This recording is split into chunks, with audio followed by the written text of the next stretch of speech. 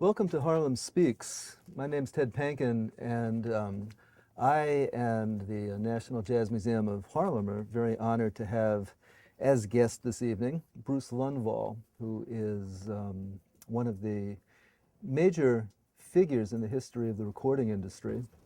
This is now his 50th year. He entered the same year that got into the business the same year as the Mad Men series launches in 1960, and he's been in it consecutively ever since in various positions. Earlier this year, he shifted his position from president of Blue Note Records, which he'd held since 1985, to the chairman emeritus, and is still very actively involved in the company. And that's really all the introduction I feel I need to give. I just want to say thank you very much for coming and welcome. Thanks, Ted, very much. Let's talk a little bit about the here and now before we move to the past. Although there are many things to talk about, this is one of the last several years have been extremely challenging for the record business, to put it lightly. Yeah, to say the least. And Blue Note has survived. You've still signed some artists this year.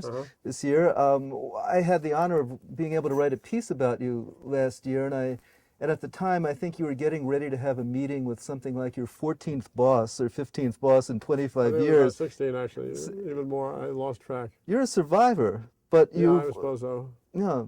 Let's talk a little bit about how things are with Blue Note right now. Who just the corporate structure. Who owns Blue Note? Well, Blue Note is owned by EMI, of course. Capitol Records bought Blue Note when they bought the UA back in the 60s, I guess it was, early 70s. And the label remained active until around 1980-something when I hired George Butler away from Blue Note Records when he was the head of A&R there. He's passed on now, of course, but I hired him to run jazz at Columbia Records, and Blue Note was kind of dormant. And in 1984, I got a call from a man named Basker Menon, who was the chairman of the chairman of EMI. Very fine man, and he said, "How would you like to run Blue Note Records?" I said, "This is a lifetime dream. Don't tempt me like this." I was working at Elektra Records. I had an Elektra musician label, jazz label, and I was the president of Elektra as well. And I said, "It's hard for me to make this decision right now because I'm so happy doing what I'm doing, but I'm not happy with the people I work for, actually." So he said, "Well, you could also start a pop label in New York, because we have no catchment center on the East Coast. We had Capitol Records and EMI America on the West Coast." I said, "Now the temptation is too much to resist." So I said, "Yes, I'll be happy to do it." I had one hand in pop music, as I've always had, so it was a real career move for me, and a good one. You were signing pop acts at Elektra. Yeah. And previously at Columbia. Oh, yeah. As well. Pop and country and Broadway shows and all of it. It's interesting because you sort of had a dual identity during your first 25 years in the business. Your first love was jazz and hardcore jazz, but you were also functioning within the realities of a large record company.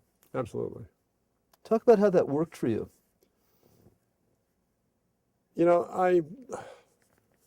I had an incident happen to me when I was a trainee at Columbia Records. I was coming in on the bus to New York City, and I was a product manager for Broadway shows. That was my first real kind of semi-executive job, junior executive job. Gunnar Lieberson was then the president of the company, and he had so many successes with West Side Story and South Pacific and all the great musicals and company and all the rest.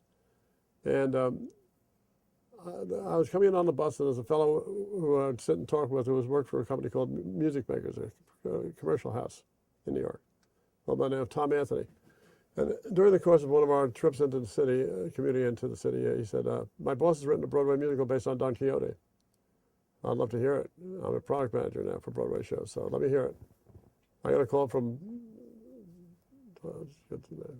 sorry, I have a Parkinson's problem, so you have to do some good editing on this. In any event, you got the call. I got the call from whomever it was. Yeah, it was embarrassing. Oh. Can you do some editing here? We'll do some editing. Okay. It's all right. Why don't we start again? You want to start again? Do you want me to give it to Bruce? Yes, sir. Give it a test. 1, 2, 3. Another. 1, 2, 3. Okay, there we go.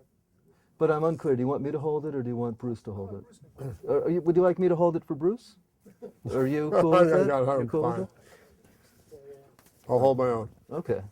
Well, always more than that. maybe. With recording equipment, sir.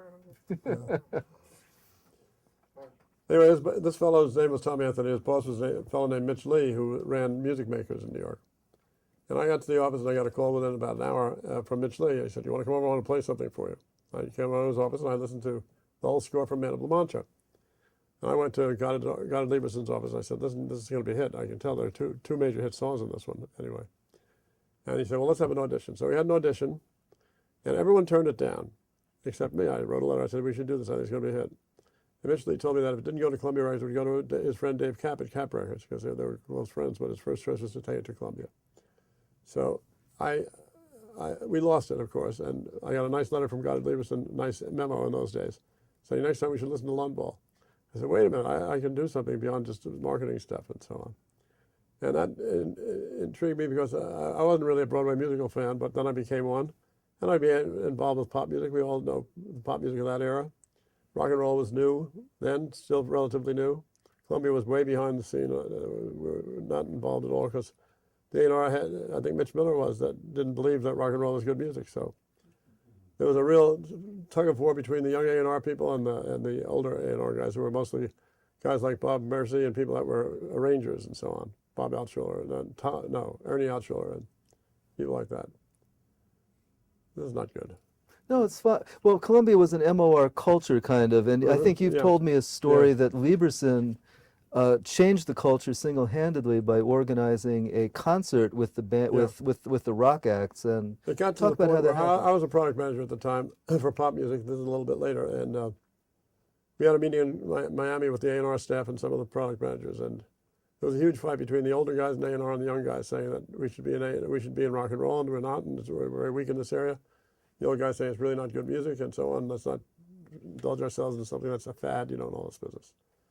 So Goddard flew down to the meeting because he knew there was Mike Bernicker, my pal, was on the A&R staff, and he called Goddard and said, "You better come down here. There's going to be a big fight, maybe a fist fight for all we know, at the Americana Hotel." And so Goddard said, "Listen, I'll come down." So he did. And he cooled everyone out. He had a great sense of humor and a great way with people. And he was the boss, and he didn't fool with him. So the next thing I know, he said, "We're going to have our convention in Miami in this very hotel in July. And I want to have a rock and roll show. We have artists appear every night. You have Steve and Edie and Andy Williams and Johnny Mathis and Streisand and all this other stuff, the Brothers Four and so on." And so the heads of marketing said, "No, there's going to be a fight. There'll be a fight. No fight. We're going to invite the high school. There's a high school right near the hotel. And we'll have a concert, and we'll sit in the bleachers. Everyone at Columbia Records will sit in the bleachers, all the salesmen, everyone, and let the kids have the main floor, and we'll have the stage in the middle." And the night came, and a lot of people say there's going to be a fist fight, there's going to be a little riot breaking out of here. We have to be careful. These kids are rough kids and so on. There's no fight of any kind. But anyway, what happened is that the kids all jammed this place. And on stage we had Paul Revere and the Raiders, and not Bob Dylan that year, but Simon and Garfunkel.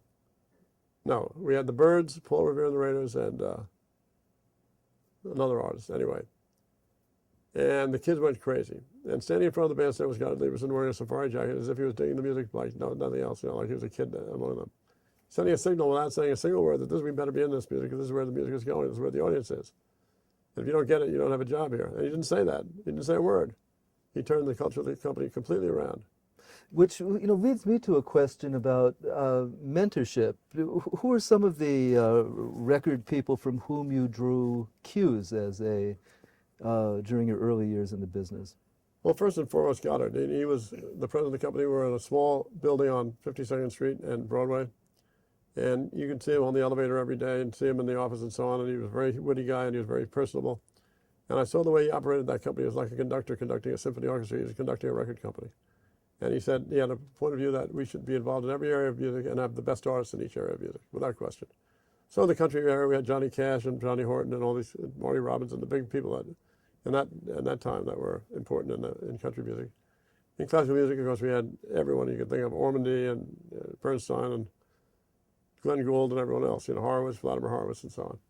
And in rock and roll, we had very few artists, but in the pop area, we had Johnny Mathis, we had Andy Williams, we had Barbra Streisand, we had Stephen Eady, Brothers Four, all these artists that were very big in those days, But we had very little rock and roll. So when Clive Davis came into the company, he got it, and Clive went to Monterey to the festival there, and he came back signing a bunch of people like Janis Joplin and so on, Electric Flag and so on. And the company changed, the culture changed immediately. John Hammond was another great mentor for me because, I got very close over the years. And he told me one serious lesson. He said, you hear someone that's original, you don't ask a single question, don't second guess yourself, sign the artist. Don't ask, do they have hits? Just sign the artist if they're original. And you'll see one maybe in your lifetime if you're lucky. I was fortunate to see one. But every time he saw somebody that he believed in, he just signed them. And he was almost always right. How many years were you at Columbia total? 23. 23, from 1960 to 1983? Yeah, 83. Yeah, 83. Must have been many highlights in those years. But you mentioned Mike Berniker, who had been your college roommate also, and the two of you were sort of the hardcore jazz connoisseurs at Bucknell, where you went to college, and had quite a bit of experience together. Let's talk a little bit about your early years in jazz, how you formed your taste, your sensibility. Well, before we get to Berniker, when I was a little kid, I think my mother, I'm trying to think of the first jazz record I ever bought. And I think I was 10 years old. My brother brought me to a department store here in New York called McCreary's, which is no longer around, of course. Big department store, and they had a record sale. And my mom took me up to the record floor, and there was a Boogie Woogie piano album by Bobby Mosley, who I've never heard of since or before. And they played all the records in the store across 78s, and I went nuts. I said, this is so great. I have to have this, Mom. Will you buy this for me? She did. And that started me listening to jazz as such. And then I listened to the radio all the time from New York and listened to later Symphony Sid show from Royal Roost and all these places I couldn't go to because I was too young. And then when I was old enough, when I was about 15, I'd go into New York on the bus. And where did you live, by the way? I lived in Glen Rock, New Jersey, at First and Cliffside Park, right across the river. And this music just affected me in such a way that I couldn't live without it, And I was lucky enough to, from the time I was 15, I think it was maybe the first time I went to a club, and I guess it was Birdland, probably the old Birdland. They had a bleachers. Yeah, they had the dollar, you go in and sit in they called the bleachers, yeah. And not drink a beer because then you'd be carded maybe. But Pee Wee Marquette was the MC, and he was the doorman. He didn't really care. Get on in there. We'd wear suits and stuff to look older. But I got to see Bud Powell, and I got to see Dizzy many times, and Lester Young, and everybody. And it changed my life, actually. You were, you had mentioned to me that your father wanted you to be an engineer, to go a certain way, and you kind of finessed it by majoring in business and commerce at Bucknell, but taking a lot of humanities and literature courses. How did this all lead to your wanting to be in the record business? I was an amateur saxophone player, a very bad one. Used to play along the records with Berniker. He was a bad clarinet player. In our college dormitory, we'd play records and play along and so on, and sort of jam. And when I was a senior in college, you had those interviews with IBM and Xerox and all these large companies and so on. And I found it to be terribly boring. I said, I don't want to work for a company like this. I don't want to work for an insurance company or a Xerox or anything. I want to be in the jazz business. I want to be in the record business, particularly in the jazz business. Berniker and I used to take off and go down to Philadelphia to hear Clifford Brown and Brubeck and everybody else that was playing there at the Blue Note Club. And so when I got out of the service, when I got out of college, I walked the streets. I went to Blue Note Records first.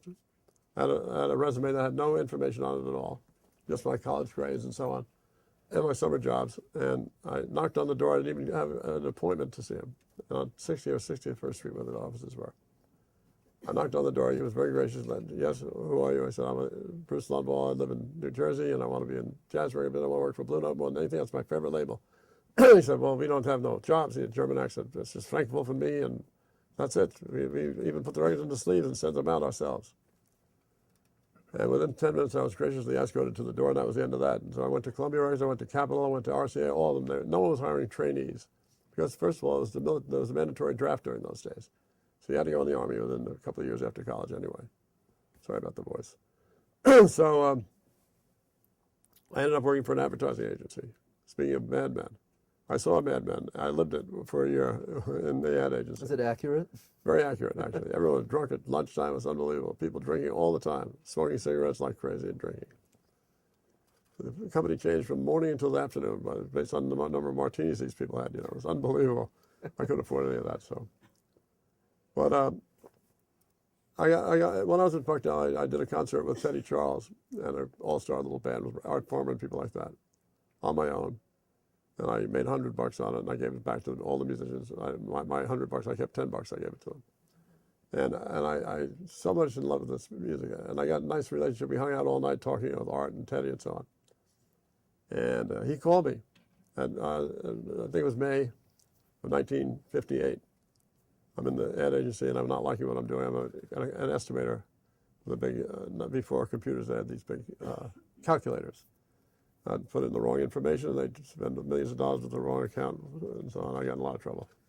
But I had no interest at all. Which account might that have been? White Horse Scotch was one of them. Uh-huh. And Kimberly Clark, another one, I don't know. Okay. Anyway, I thought, they had McCormick Foods. And I thought I had a great creative idea. They're looking for a name for this, for fast frozen potatoes, miniature potatoes. I said, I got the name. I'm going to win this contest. They had a contest among all the people in the company. Spudniks. No, it turned out to be Tiny Taters. That's still the name of the product, I think. I was very disappointed. You were too hip for the room, as it were. Well, we're in the middle of the Great Red Hordes were about to run over us, and so not a good thing.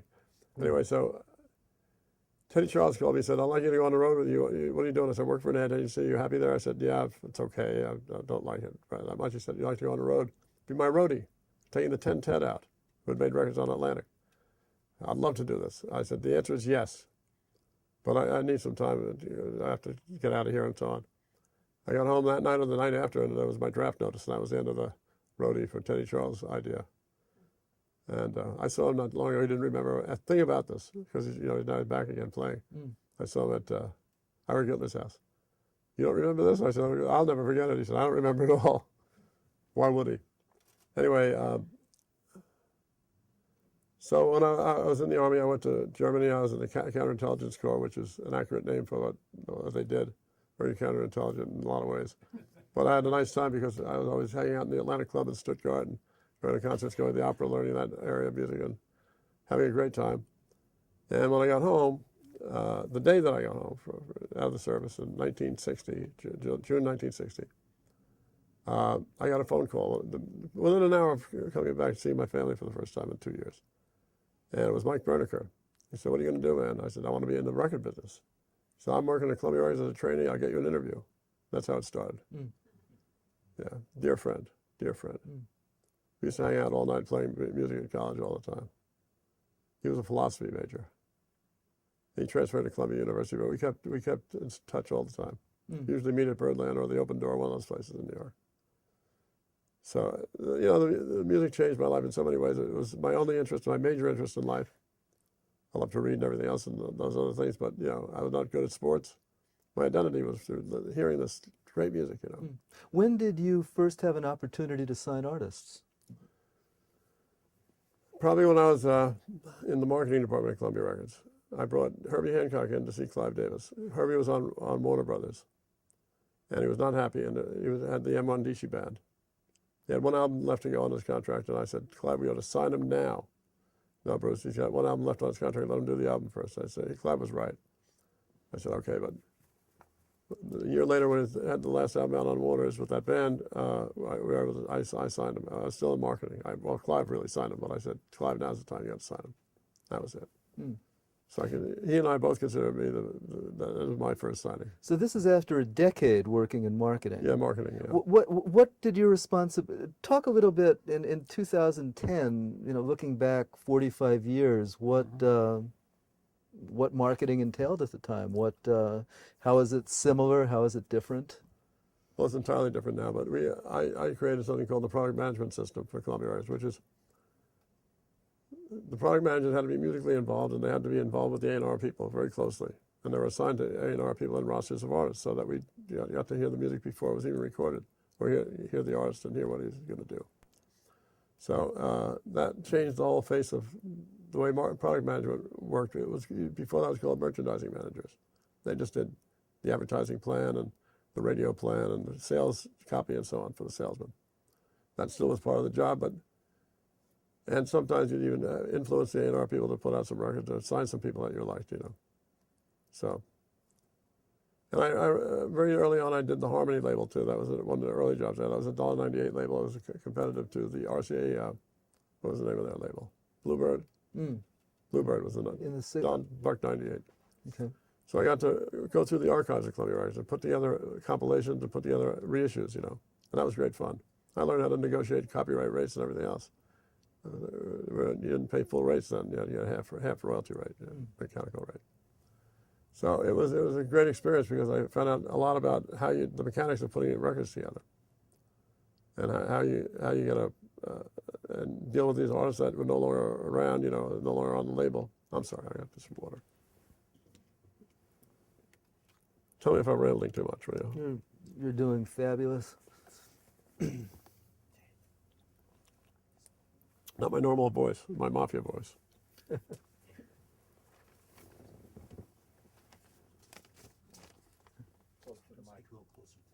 The first job I had at Columbia. Greg asked me to ask you to speak a little closer to the mic. Yeah, okay. My first job at Columbia Records was actually editing the Salesman's Magazine, which was a weekly magazine that had features and a lot of basic information on new releases coming out and so on, but always had to be a featured piece about whatever, the Harmony label, about classical music, about.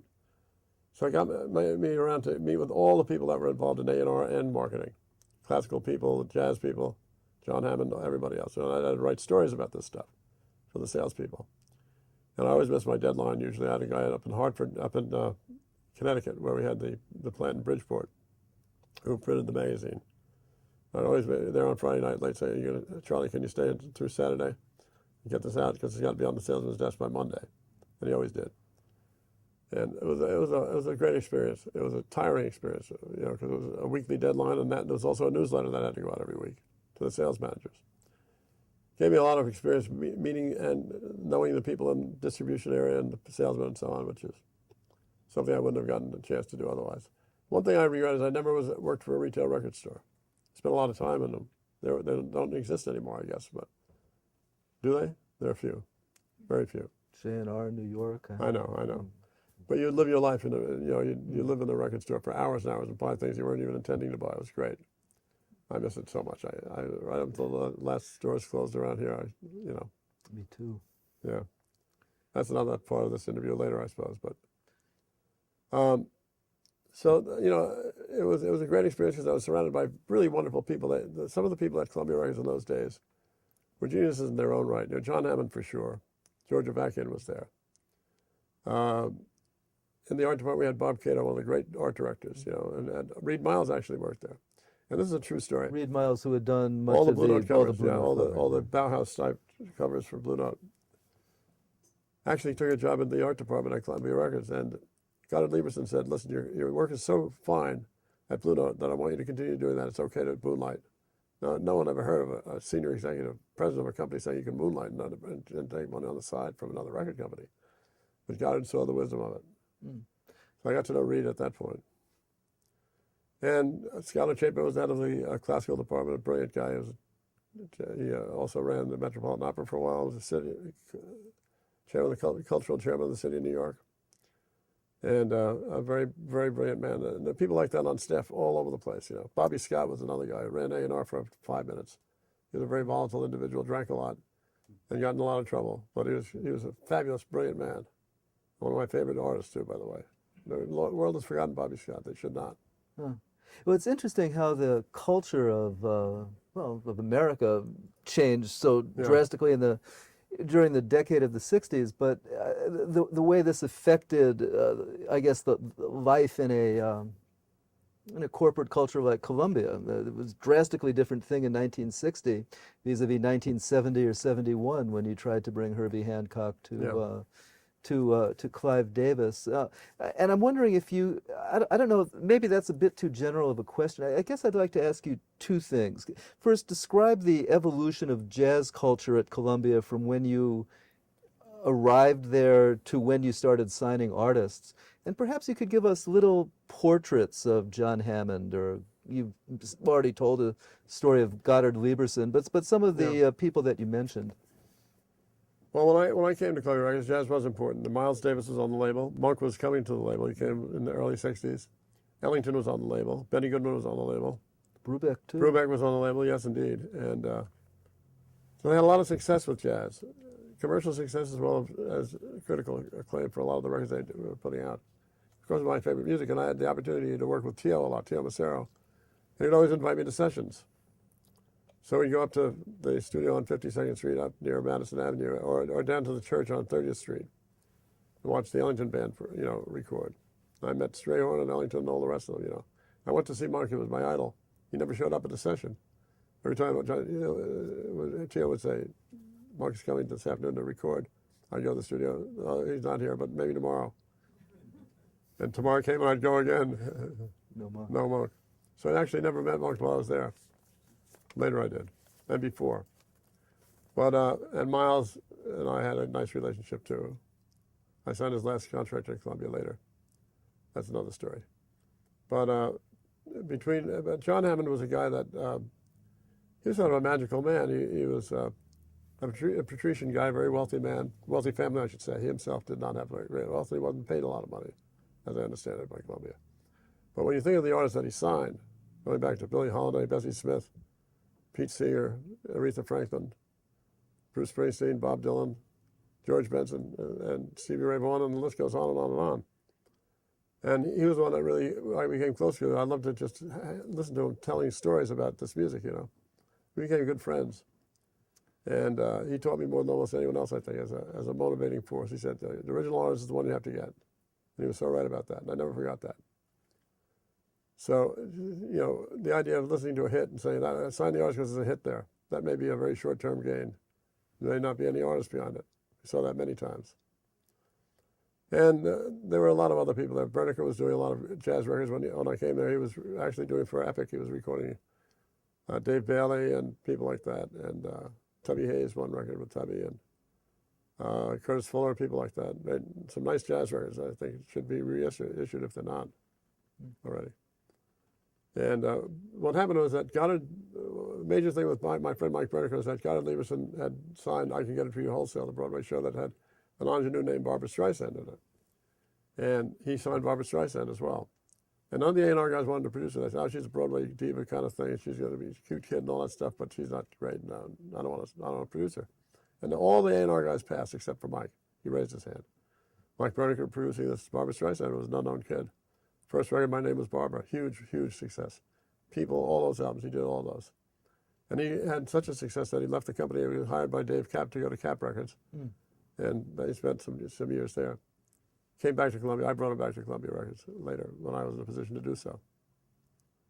And you get down to the art department, hang out with these people, and they were wonderful, wonderful designers, and people of real musical taste as well, and real graphic taste. The covers got better and better, and I got to work with all these people, but John Berg, Paul Descher.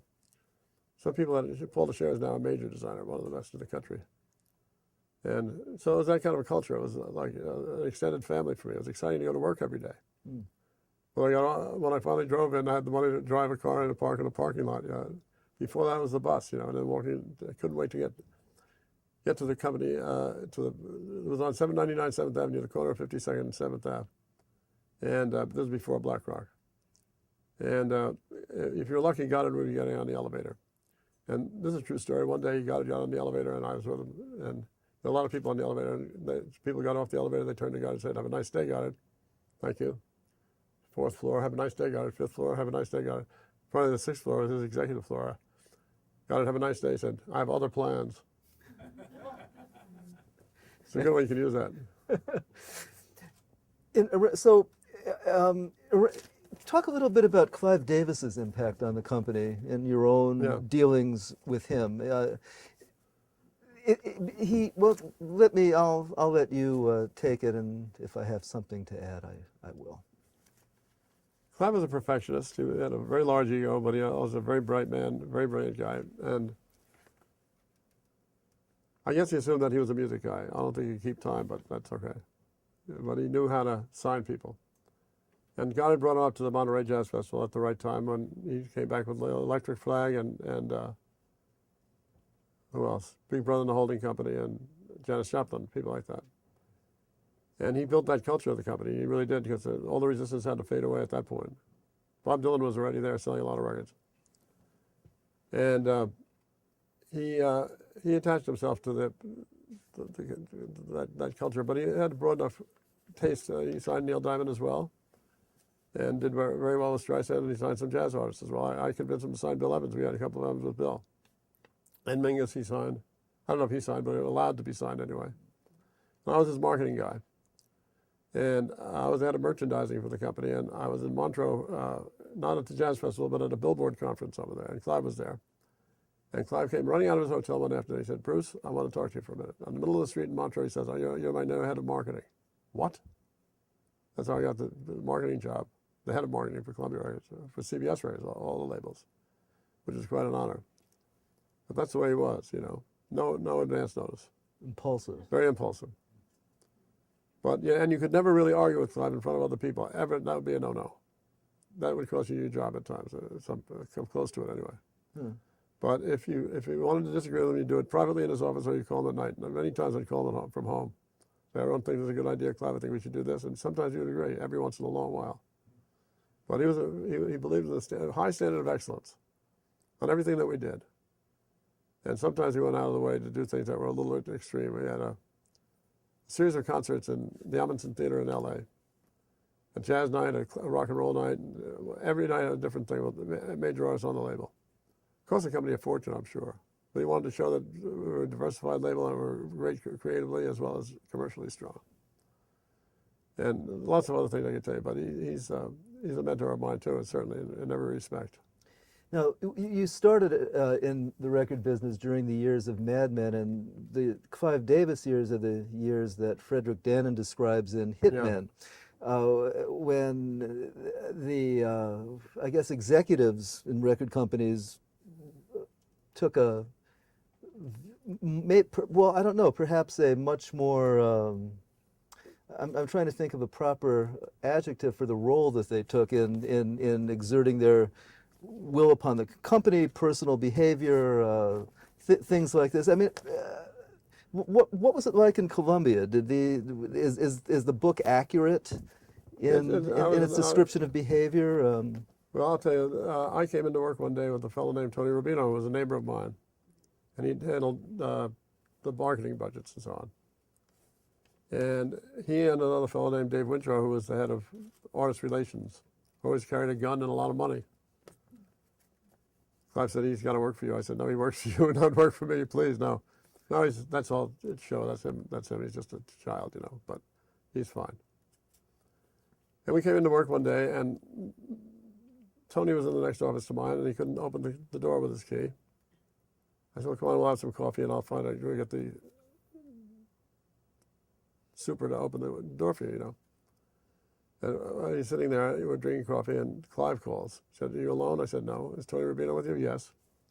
"We've had a bad altercation happen last night, and you're going to hear from Bob Evans, the general counsel of CBS proper. Something has happened. I can't talk about it. You're going to call." I'm sitting there trying to tell Tony, "Well, the guy will be up soon." I'm lying my way through this, you know, and all of a sudden the phone rings. It's Bob Evans, who was a very stoic kind of patrician gentleman with a Homburg and all this business up on the top executive floor of CBS building. Now we're talking about Black Rock on 52nd Street. And I go to his office, and he's got his Homburg on the side of his desk, and he's sitting there with a three-piece suit on. He says, "Did you go to Clive Davis's son's bar mitzvah?" I said, "Yes." "Who paid for it?" "I don't know. I have no idea who paid for it. I didn't." And on and on and on. I said, "What's going on here?" He said, "Well, last night we had the Newark Strike Force was in here. Crime Strike Force was in here. And you know a man named Patsy Falcone?" I said, "Well, I know who he is." Patsy Falcone was a mafia guy.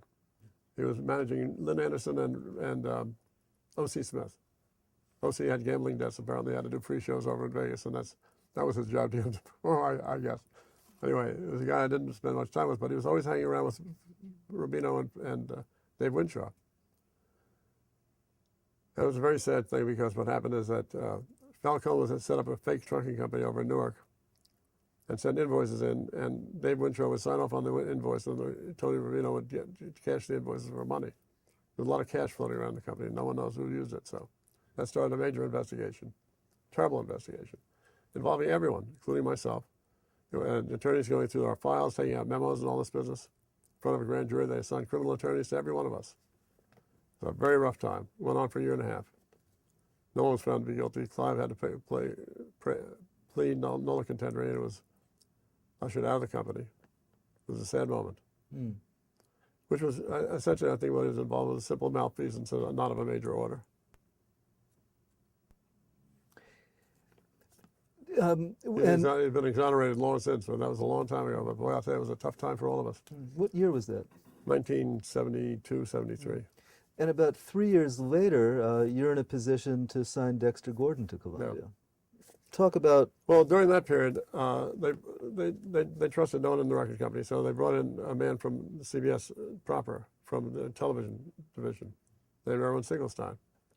We all thought he was a spy. He was just going to look over our shoulders and so on. Nice man, though. Turned out to be a brilliant man, Talmudic scholar. Let me have some water.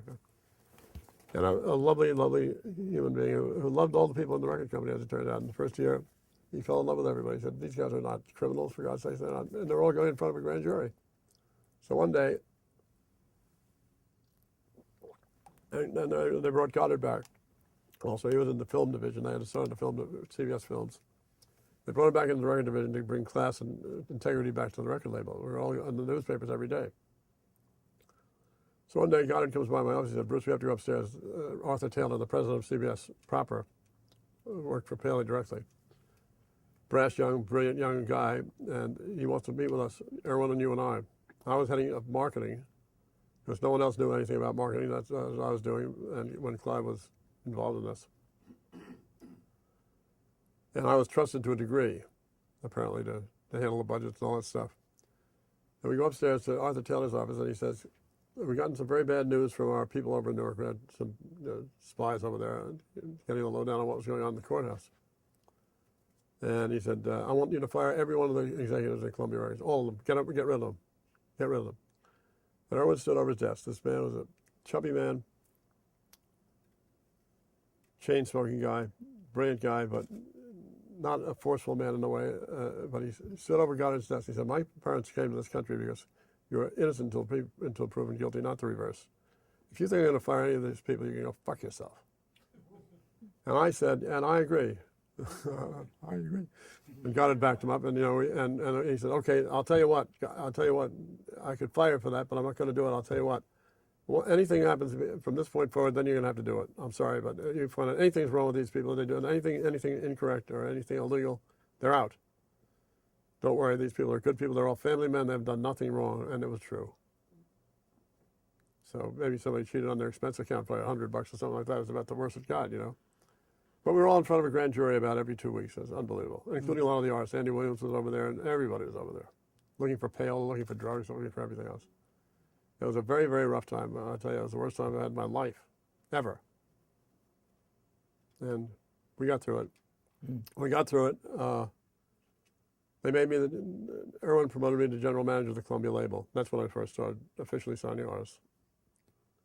The first artist I signed was Phoebe Snow. Because my attorney was the fellow that Steve Rand was representing Phoebe Snow against a lawsuit that she had going with Shelter Records. And it was a record that had not come out yet. It had Poetry Man on it and so on. He played it for me. He said, "You interested?" I said, "I love this voice. I love the songs. This is great." Zoot was on it and everything else, And so she ended up being my first signing, and we won the lawsuit. We didn't get that record, unfortunately, but she had 2 gold albums after, so she was really officially my first signing. Although I count Herbie as being the one, But my name is on the contract with Phoebe Snow. Still a good friend. How did things progress from there? I signed a lot of things that I shouldn't have. The old adage that the shoemakers should stick with their last. I tried signing rock and roll bands. I signed some people that were terrible. I didn't know any better. And I signed Chip Taylor, a great songwriter. Wrote Angel of the Morning and songs like that, Wild Thing. Wonderful guy. And we're having a meeting with the attorneys, and we're ready to sign the contract. And I said, I'm going to give him a 3-album firm deal. And I would say, don't do a 3-album firm deal. You do it 1 album with options. In case the first album doesn't sell, you don't have to go forward with the next 2 albums. I said, oh, shit. I screwed up badly. I'm sorry about the language, but it's okay. So, and then things progressed, and I signed some. Dexter Gordon was my hero. The Dexter Gordon signing was an interesting one because I was at John McLaughlin's wedding, and we're at the reception at the Plaza Hotel. John McLaughlin, the guitarist, and my friend Stan Snyder was the head of sales in those days, said, Dexter Gordon is playing in New York in a club up on 57th Street. I forgot the name of it now. I think you mentioned it was Storyville. Storyville. 58th Yeah. Street. Didn't last very long, but I said, we have to get out of here. We got to go up there. I bought every Dexter Gordon record. I'd never seen him live. In the Army, I went up to Copenhagen to try and see him. He was on tour, and they wasn't at the Montmartre. So, and I loved his playing, and I had all of his records. And so we went up there, and he was playing great. And I went backstage. I said, listen, you don't know me. I'm Bruce Lundvall. I'm the president of Columbia Records. I was the general manager of Columbia Records then. And I want to sign you to Columbia Records. And he said, CBS. Typical Dexter. He was there the next morning. We signed him. At this And we time, became very good friends also, which is... at this time, though, I mean, in 1976, I'm just thinking about the overall culture of jazz and the overall economy of jazz and styles. And people who were playing like Dexter Gordon were at a pretty low ebb as far as their stature in the overall marketplace of music. Commercially speaking, yeah. Commercially speaking. These are the years of Weather Report and Return to Forever and bands Return like to Forever this. is a good one to bring up because I signed, Chick Corea called me from a phone booth. Of all things. He said, you were around? I said, yeah. Do you know me? We know each other? I knew who he was, of course. One of my idols. And I said, come on up. And he came up. He told me he was free to do Return to Forever, a different band now with Al Di Meola and Stanley Clarke and Lenny White. And I said, well, let's do this. And we made the deal. And the first album sold, at this point, it's a platinum album, a million records. And, of course, we had Bitches Brew with Miles, and we had Weather Report, who I didn't sign, but I worked with very closely. And that area of jazz was selling a lot of records, just like rock and roll music. It's selling 500,000 to 1 million records at times, Or at least even Maynard Ferguson sold had a gold album with the Rockies theme thing, of all things. That's in a different bag altogether. But so you could sign a Dexter Gordon, and you could sign a Woody Shaw and Max Roach and people like that. I signed a lot of these people. And they all made a small amount of money, and Dexter did very well. He was selling 40 or 50,000 albums at the time. But in 1976, when you signed him, you hadn't signed Woody Shaw, and you hadn't signed Max Roach. No. And that signing is seen by some people as kind of a transitional moment when that attitude towards playing music, I don't know, somehow became more validated commercially, I guess. And did those sorts of considerations enter your mind at the time? I never think about the commercial marketplace when I sign a jazz artist. I think about the music and are they original and are they really important artists? Will they become an important artist? That's why I've always thought about it because that's the way I grew up with it. But with Dexter, we were very lucky. We found a very charismatic man who hadn't been in the country in a long time. Back and forth a little bit, but not really on tour or anything else. And then that was long before Around Midnight, too. That was another story. But, and then Woody played with Dexter, so I signed Woody, and that's why Michael Casilio and I hooked up with Dexter. Dexter produced the Homecoming album. That was another funny thing because we did a live recording at Village Vanguard, and we had to come up with a title for it. And live at the Village Vanguard was a little ridiculous. Everyone has live at the Village Vanguard. That's a subtitle. So he said, what do you, I said, I think we should call it Homecoming. And I told Dexter that. He said, very preppy, very preppy. Typical Dexter. Only 2 words. Long pauses, All that, then very preppy. He liked it. And we became good friends. He was an amazing man. Very well read, very cultured guy, very hip. And you could say more with pauses and a few words you could say in a volume of books, Really quite a guy, special man. But I was tolerated because we had Weather Report and we had things like that. And we sold a lot of records in jazz. We had Stan Getz also at the same time, who was selling reasonably well. That's right. Captain Marvel is from '72 or something like that. Yeah. Let me take you back to the '60s for a minute. You your first attempt at a job in the record business, you wanted to work for Blue Note. You know, you go to the office, they turn you down politely. Did you establish a relationship with Alfred Lion and Francis Wolff during the 60s? No, in fact, I never met Francis. It was only later that, and I said, gee, I went one night with Birdland. I was there at Birdland when you were recording, and I knew Rudy Van Gelder. I just saw the wires on the floor, you know, and I was lucky enough to go home for a weekend, and they were recording it, one of my favorite records, Night at Birdland. And I only really got to know Alfred after we made the deal, after I came to revive the label in 1984. The first time I really sat down across the table from him. And the first thing he asked me, we went to the Plaza Hotel. We had a concert at Town Hall that probably people know about, with as many just to celebrate the rejuvenation of the Blue Note label. And our first releases were coming out January or February of that year. So I think it was February 23rd, I believe was the date. We had a town hall concert, and we brought back as many Blue Note artists as we could find that were available to come back. And I remember I would invite Alfred Lion as a guest of honor, and Michael Cascuna, who knew him very well, because he had done a book with Michael Rupley on the anthology of the label.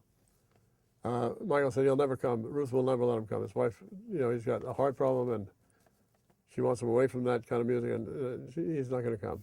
So I sent him a telegram. And that was a Friday, and on Saturday he called me at home. He said, Bruce, this is Alfred.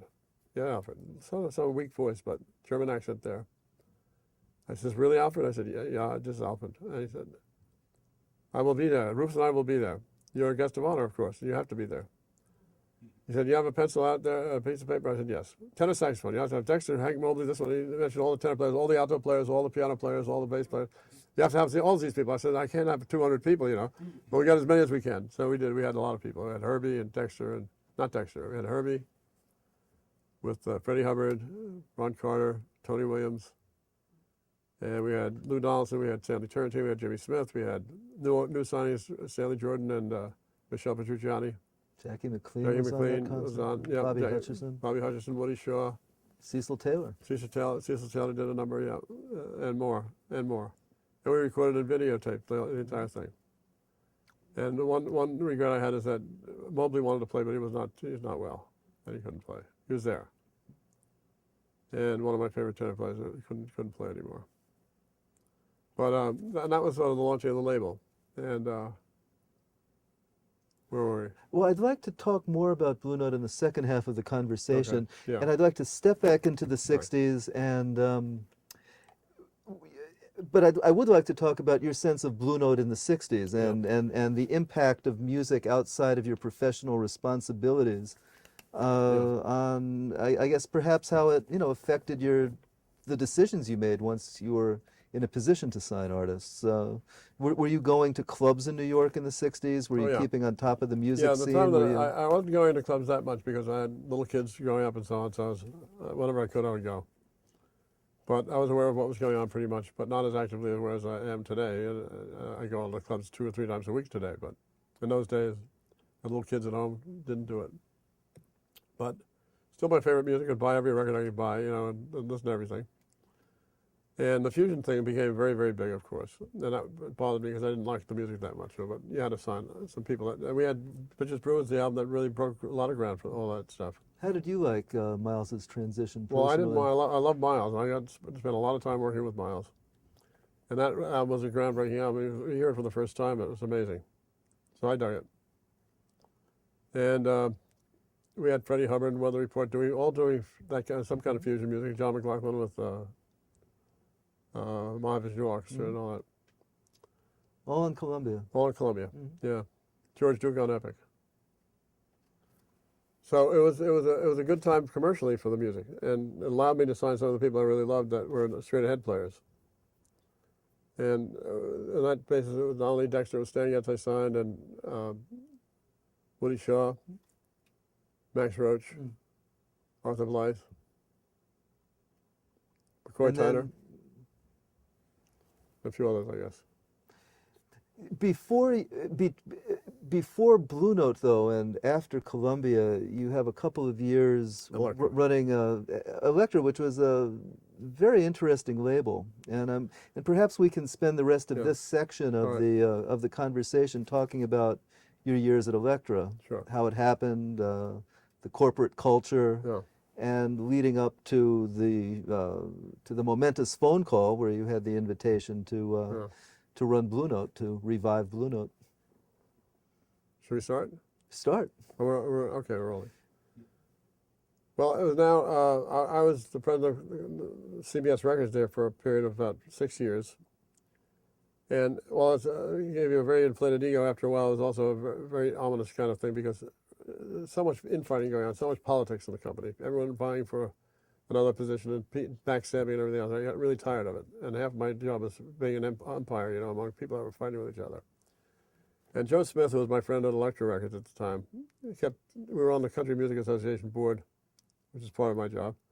At the time, I was the chairman of of all things, the Country Music Association down in Nashville. So Joe and I would meet down there, and he said, I want you to come, you've done enough with the big record company, why don't you come to Elektra? Small, you can start your own jazz label if you wish, and you can also do pop music. And I said, well, that's unbelievable. So I said, I have a year to go on my contract. So we kept meeting privately.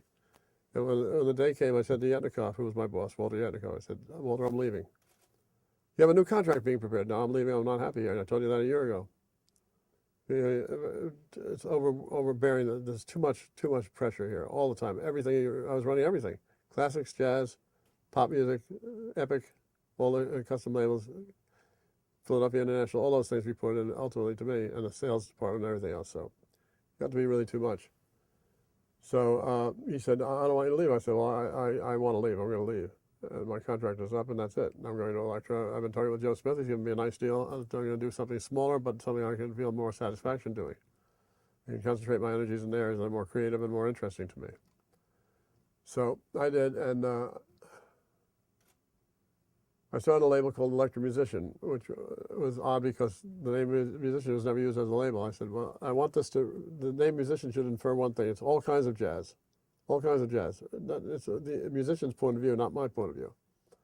In other words, Norman Granz loved a certain kind of music, and he recorded the people he loved. But this is going to be a label dedicated to jazz of all types, including archival stuff, including fusion, including pop jazz, and so on, and including straight-ahead jazz. So I wanted all the covers to be pieces of art, whether they're good photography or great pieces or great paintings, and I wanted also to have the artists write liner notes for their records and actually do an audio liner note. At the end of every record, they were the LP era now. We had a free track at the end of, let's say, Red Rodney talking about playing with Bird, or Dexter Gordon talking about his career in bebop and so on. So it kind of worked nicely. Bobby McFerrin was the only one that was resistant to make a statement. So he went, his statement was one phrase, boop, that was it. That's enough. That does it. So, and it was good fun. We got the Downbeat Award for the best jazz label that year. That was kind of amazing to me. I don't think it was the best jazz label at all, but we had some good signings, some good people. Woody Shaw signed there, and McCoy Tyner, Ron Carter. Some of your Columbia artists. Yeah. We did some solo artists with Chick Corea, solo records with Chick Corea, I should say. And Red Rodney and Ira Sullivan. And what else? Oh, God. It's Kevin Eubank's first record. And,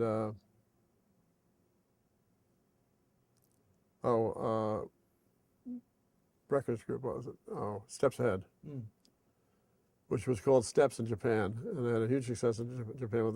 We couldn't use it because there's a group in Atlanta called, an R&B group called Steps, so we had to call it Steps Ahead, which is a dumb name. But that was the name of the band. And with Mike Minieri and Mike Brecker. Original pianist was Don Grolnick, and Ilyana Elias came in. Good band. And we had some nice successes, and Bobby McFerrin did his first record there.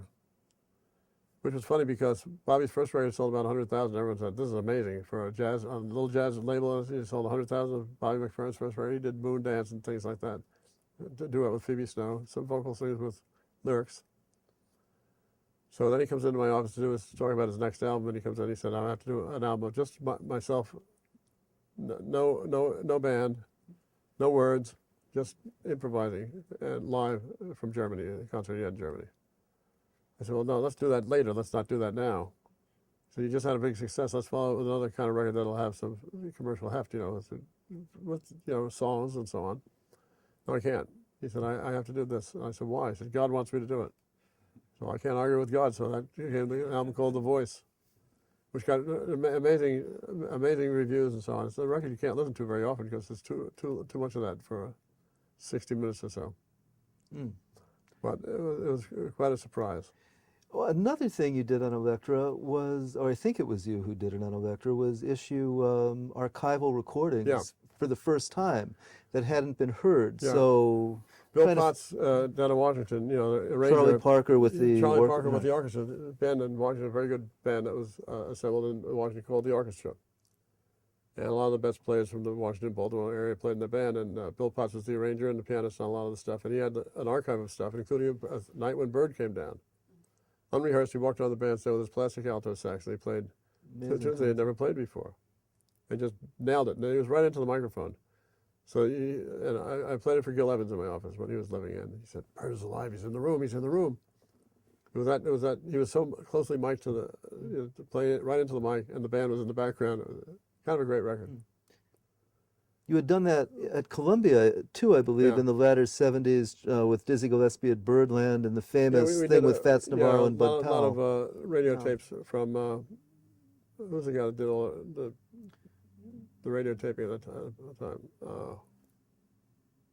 Never mind. Boris Rose was Boris the guy? Rose. And I had to deal also with the guy that owned Birdland. It was Morris Levy, who was known to be connected with some unsavory people. And Morris said, "I said, what do I have to pay for this?" "Don't worry, kid. I'll give you $1,000 an album." Okay, so he paid him $1,000 to use the name Birdland on the cover. If not, he would have probably broken my neck or something, or my hand, or whatever. Hung you out the window by the Something like ankles. that. Yeah. Give you a nice warning, one-way fishing trip or something like that. Anyway, those were the days. Yeah, we did a lot of that stuff. Then we opened Birdland. Birdland was then had become a place, it was a disco at that time before it became a topless club or a pole dancer club. And so whoever was running it, we made a deal to redecorate the club as Birdland as we remembered it. We had the awning back up and everything else. And we had a party and to celebrate the release of these 4 or 5 albums, part of a series. And it was great. The people that showed up, Kenny Clark came in from Paris. I'm sure he didn't come in for that, but he was there. And Kay Winding, people we hadn't seen in many years. Every musician you could think of was there. And Symphony Hit Sid came in, and Pee Wee Marquette came as well. It was quite fun. Must have been a sort of pull to be presiding over a shindig like that 30 years after you went there as a 15-year-old. Exactly. Yeah. It was incredible. And it was pretty much as I remembered the club. The interior hadn't changed very much except for the decor. We put some of the pictures back up on the wall and stuff like that. Mm. And we took lots of pictures, lots of photographs of everyone playing at a jam session that went on until about 4 in the morning. And, oh God, I can't remember so many musicians. Helen Merrill was there. Go on. Percy Heath, Jimmy Heath, and so on. Hmm. And maybe 2 minutes? Let's end this segment by talking about you seem to have been able to make exits gracefully also, what you did at Columbia, and from Elektra I gather you met a certain amount of resistance once you received the phone call asking you to come to Blue Note, and I remember being impressed by the way you handled it. You were working, I believe, with Robert Krasnow, who wound up founding None Such Records. Yeah. Talk about what what happened there. Well, what happened is that Joe Smith, Elektra was losing some money. I didn't know this when I took the job, but Elektra was losing some money. There's a lot of corporate pressure on the labels they own, of course, are Warner Brothers and Atlantic and Elektra. Unfortunately, Elektra had some couple of bad years. And so Joe was transferred to a sports division. They were going to buy the Pittsburgh Pirates, and that never happened. But and so they brought in Bob Krasnow. I was asked by David Horowitz, who was Steve Ross's second in command, headed up all the record labels. Get on a plane and meet me at the Beverly Hills Hotel tomorrow. What? All right, I'll be there. So I packed up some clothes. I went out there, and he wasn't available when I arrived. He was in a meeting. So next morning I saw him. He said, "Bob Krasnow is the new chairman of Elektra Records. You're the president." Oh? And we can't have a musician. Bob doesn't want any jazz on the label. I said, "No, I'm sorry. I have it in my contract. And the label's making a few dollars, not losing money." well, you don't have time for this now. We have to really transform. Electra's in trouble. We have to turn it around. I said, I'll turn it around with Bob. Don't worry. So I spent about 6 weeks out on the coast, and also the other thing was to move Elektra Records from LA to New York. It should be a New York-based label. So we had to fire a lot of people, we had to drop a lot of artists, and Krasno and I had to work together on all this, and it was very difficult. I knew that we weren't going to actually like oil and water in a way, but we got along okay. So we did all that. We brought Elektra back to New York. Musician he did not want to have, and I said, Bob, I'm going to talk to you about it. It's in my contract. I have it. I'm not going to get rid of it. Absolutely not. And we had very tough words about that. So finally I said, okay, Lundvall, all right, but just don't let me see a lot of jazz artists around the building. I met with Freddie Hubbard in the coffee shop next door. I can't believe this. And Mose Allison, people like that, you know. What was his problem? He pretended to like jazz, but he didn't. He said, Lee Conant is a great tenor player. I said, alto player, actually. He plays tenor too. Yes, but he can, but he's an alto player. Yes. So I don't know. Bob and I didn't get along that well. And then I got a call from, I was on the board of record industry at RIAA, and I was down in Washington having a meeting. And Bhaskar Menon, the chairman of Elektra, of EMI, was in the meeting, and he said, can we have dinner tonight? I said, sure. So we had dinner in Washington. He said, how would you like to revive the Blue Note label? I said, what? Can you get out of your contract? I said, I'm not sure. I said, I also run Elektra Pop, you know, in New York. The president of Elektra, and so I signed pop artists as well, you know, so that's something I also like to do. So we don't have a catchment center on the East Coast, a catchment center, I love that, like a butterfly net. We have Capitol Records in LA, we have EMI America, another smaller label on the West Coast. We have no catchment center on the East Coast. We'll start an East Coast pop label. That became Manhattan Records. So I couldn't resist, I said, okay, you got me, I've got to do this. Blue Note's my favorite label. I always wanted to work with Blue Note, so this is an opportunity of a lifetime. So I went to David Horowitz's office. I told him I wanted to leave. He said, no, we don't want you to leave. You and Krasno have done a good job. You've turned the company around, which we did because of some good records. Mm-hmm. Linda Ronstadt had What's New, and a lot of R&B records on Solar label, Dick Griffey's label. And we turned the whole company around. All the music did, as always. Bhaskar made me an offer I couldn't refuse, and a good salary with it and everything else. And so I finally said to David Horowitz, I said, listen, you have to let me go. I really don't want to stay here. The company's turned, it's in profit again. Bob doesn't need to have a second in command. I'm the president, he's the chairman. You don't need to have both. It's too small a label for that. And he said, well, I need you have more common sense. Bob's a little wild. I said, but Bob's a great creative guy, no question about it. So I'll tell you what, finally after 3 or 4 meetings with David Horowitz, he said, well, I'm going to leave the decision up to Bob Krasno. That's the only fair way to do it. I said, that's great. I knew what Bob would say.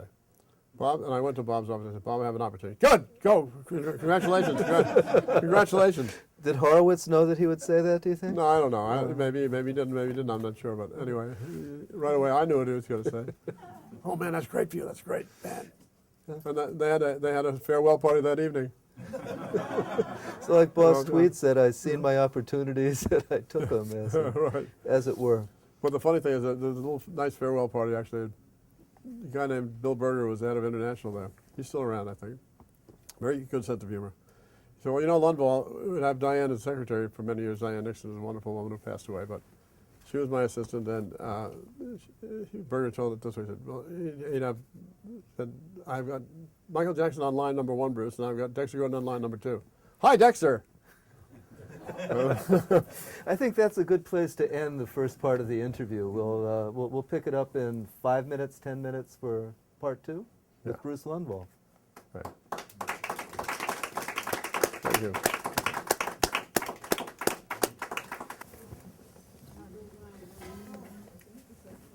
Give me a signal. What do I do with the microphone? Oh, here it is. We're back for round 2 with Bruce Lundvall on this evening's edition of Harlem Speaks. And we spent most of the first half talking about Bruce's years at Columbia Records. We're starting again, so if I can ask our packed house to settle in and thank you. So we must spend the next 40, 45 minutes before we take audience questions, which we will do, about Bruce Lundvall's quarter century. helming the Blue Note label, which he brought back from the dead, so to speak, and was president of until this year, and is now holds the position of chairman emeritus. You spoke of the circumstances under which you were asked to bring it up, so we don't need to recapitulate Right. that. And I think we might, but but what we didn't talk about, and what I think was very important, was were your first steps in reforming the labels. So your early signings, how you reestablished Blue Note, how it sort of became it's a word you don't like, even though you were a marketing person, but how it became maybe more important in the 80s to establish Blue Note as a brand in a certain sense, or to give it a sonic identity, Yeah. which you very much did. You and Michael Kaskuna, because it wasn't just you. Not just me. So let's talk about how your baby steps in your first steps in putting Blue Note back together. Well, the very first thing that I did was I told Bhaskar Menon, the chairman of EMI at the time, I said, I can't do this alone. I have to have one person has to be with me at all times, and that's Michael Kaskuna. He can't come to work for us because he owns Mosaic Records, so he can be a consultant though. And Bhaskar said, fine, by all means. And Michael and I started the label together. And in every respect, every aspect of the beginning of the label. First of all, then I had the issue of the album covers. You know, we had these great Bauhaus designs that were done by Reed Miles. And Reed was now, at that time, was a commercial, doing television commercials and so on in L.A. And his prices were absolutely something I couldn't afford. So we didn't have Reed Miles to do the covers, and then we had Rudy Van Gelder still active in the studio in Englewood. And but a lot of artists had decided they wanted to work with other engineers. He had a different sound, you know. And the artist was, you know, after all, when in the days of Alfred Lion and Frank Wolf, they owned the label, so they could call all the shots, you know. And here you had to be a little more even-handed, and let the artist choose the designer or the photographer, or be involved in it anyway, and the studio that they wanted to record in. So we did a lot of things with Rudy, but we didn't do every session there. So it was a real challenge, because I said I want to keep the integrity of Blue Note very much in the spirit of Alfred Lyon's vision. So I said, well, we'll have to realize that we have to address the time that we live in, the time we're making records, and the jazz is being made down, the artists that are playing it now. And so, therefore, we have to change. There's no way we can go back anyway. So I hired, first of all, I hired Carol Friedman, a very good photographer, to do a lot of our covers. Not all of them, but some of them. And we used various photographers and so on, and various studios, in fact. The first artists we signed were two artists that we signed were Stanley Jordan, who auditioned in my office with his tapping technique. He came in with a Pullman's cart, you know, baggage cart with his guitar on it and so on, an amplifier. And he sat in front of my desk and he just played. And I said, you got to be on Blue Note. And he became Alfred's favorite artist. And he had his first album actually sold gold. Sold 500,000 copies, certified, RIAA certification. So. And Petrucciani, of course, I'd seen with Charles Lloyd, and I reissued on, there was a musician label, there was an album I was going to make on musician records that I was going to buy it, actually. It was a finished record with Michel Petrucciani and Charles Lloyd. It was a Charles Lloyd session. And I didn't put it out, and I bought it at Elektra, and I bought it back from Elektra. That became, then Petrucciani was signed directly to me as his first label in the U.S. So we had these two new artists that were very unique, I thought, and were quite special in many ways, and they were the first two signings that we made. And then Michael and I went out and signed other people, of course. We brought McCoy Tyner back to the label, we brought Kenny Burrell back, Tony Williams, Stanley Turrentine, Freddie Hubbard, and more. I can't remember the others, but George Russell, who had never been on Blue Note. That was one of the first albums we put out, The African Game. Mm-hmm. And then we had this concert, as I mentioned, and I met Alfred for the first time the night before. He came in with his wife Ruth, and she had been a disc jockey in New York before they got married. And then she married Alfred, and she became the head of publicity for Blue Note Records, which I didn't know at the time. And we had a nice dinner at the Plaza Hotel, and Alfred was in tears. And I said, "Alfred, you all right?" And he said, when Ruth and I were younger, and we in the 50s and 40s, And we knew each other. Then we were going out together dating. We couldn't come into this hotel because Ruth was an African American. He said, this is the first time she's ever been in this hotel, allowed in this hotel. Is that amazing? No. In this day and age. So then he said two things that really amazed me. He said, number one, how are you going to make money? How are you guys going to make money? It was Michael Cassuto and myself, Ruth and Alfred. That question surprised you It too. surprised the didn't hell it? out of me Yeah. because I didn't think of him as given the body of work that he was responsible for. They had to make money to keep the thing running, but of course they took a lot of risks and they signed a lot of people that didn't sell, were very important in the history of the music, and made great records but didn't sell at all, including Monk. Monk never sold in those days, until much later. Anyway, that was the first question. That shocked me. I said, my God, you're asking me about commercial success? He said, listen, if you don't make money, you're owned by Capitol Records, a big corporation, and they'll get rid of Blue Note in a year. How did you resolve that question? I mean, that's Stanley Jordan. okay. And the catalog, his catalog. 'Cause, Michael went to work and we together, when he did most of it, picked the first 25 releases for reissue on LP, of course. This is long before we had any capacity for CDs. CDs really was a great boon for us in those days. When the CD came along, everyone bought their whole collection again on CD. So the Blue Note catalog was so valuable that we had a field day. We made a lot of money for the company. But Stanley Jordan was the answer because he sold 500,000 records ultimately. And he was his first album was on the charts for a full year, 52 weeks on #1 on the jazz charts, the Billboard. And Alfred thought he was a great artist. I didn't think he was that great, frankly, but that's all right.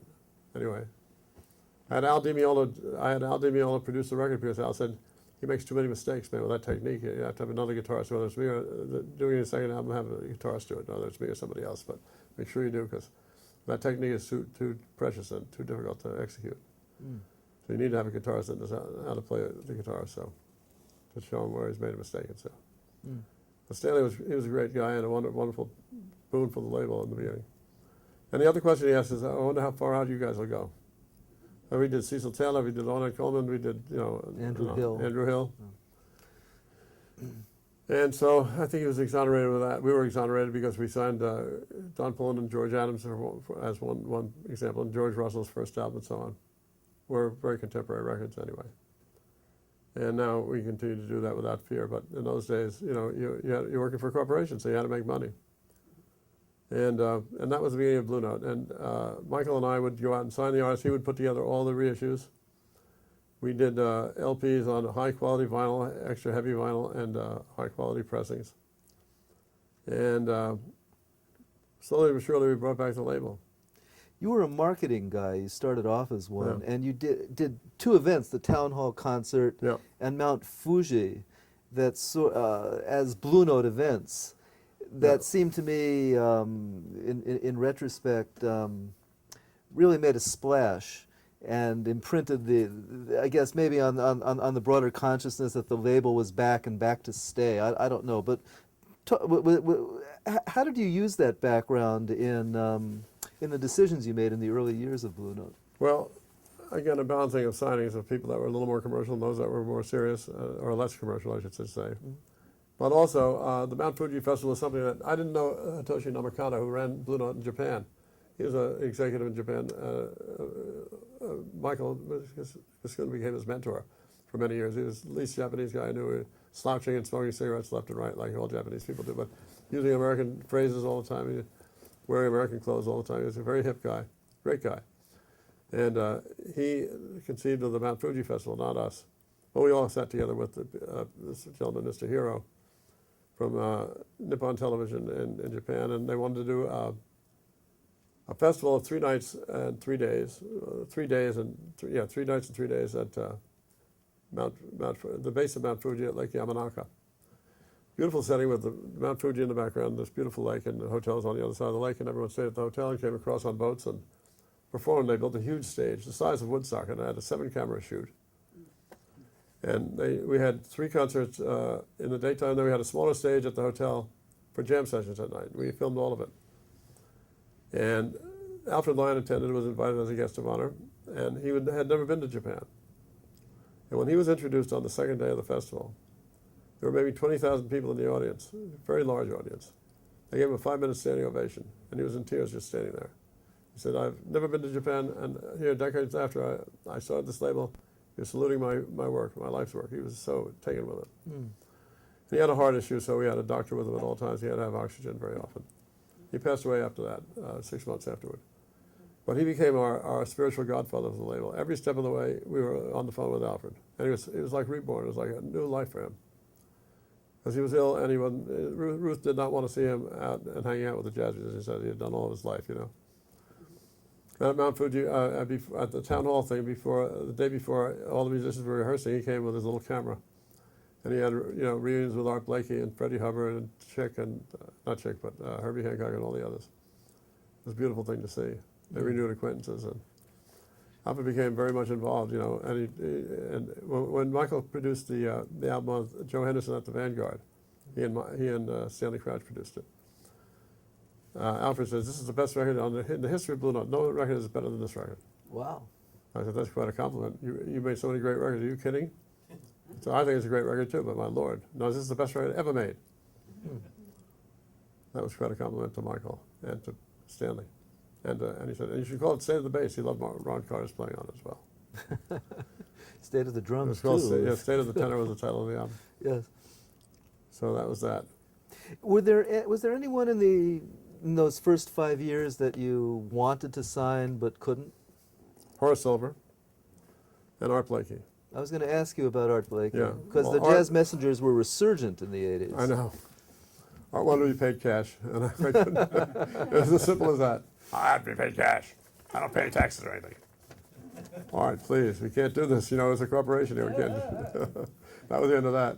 We became good friends, but he couldn't do it. Mm. And Horace Silver said, I would love to, but I have to have. He had a little label operated out of his home. He had a label called Silvetto. And he had his neighbors designing the album covers and everything else, And he's a very parsimonious man. And we had a lot of meetings with him. He was a lovely, lovely man. And he basically said, well, can I get Joe Henderson for scale? I said, I don't think you can ask. I can't ask Joe Henderson to work for scale, Horace. I don't think you want it either. He said, well, I'll get some new people then, some young kids. Okay, all right. So we didn't do the deal. We never That's did the why deal. he broke so many great artists. I mean, he launched so many. They were cheap. I think. Yeah. And they said, my neighbor has to do the album covers. He does them for $50 each. I said, they're awful, Horace. It's all right. They're good enough for me. So we remained good friends, but we never signed them. Mm. Now, during these years also are the years of the, and I'll use quotation marks, young lions emerging. Yeah. Marcellus and Branford Marcellus are coming out with Columbia.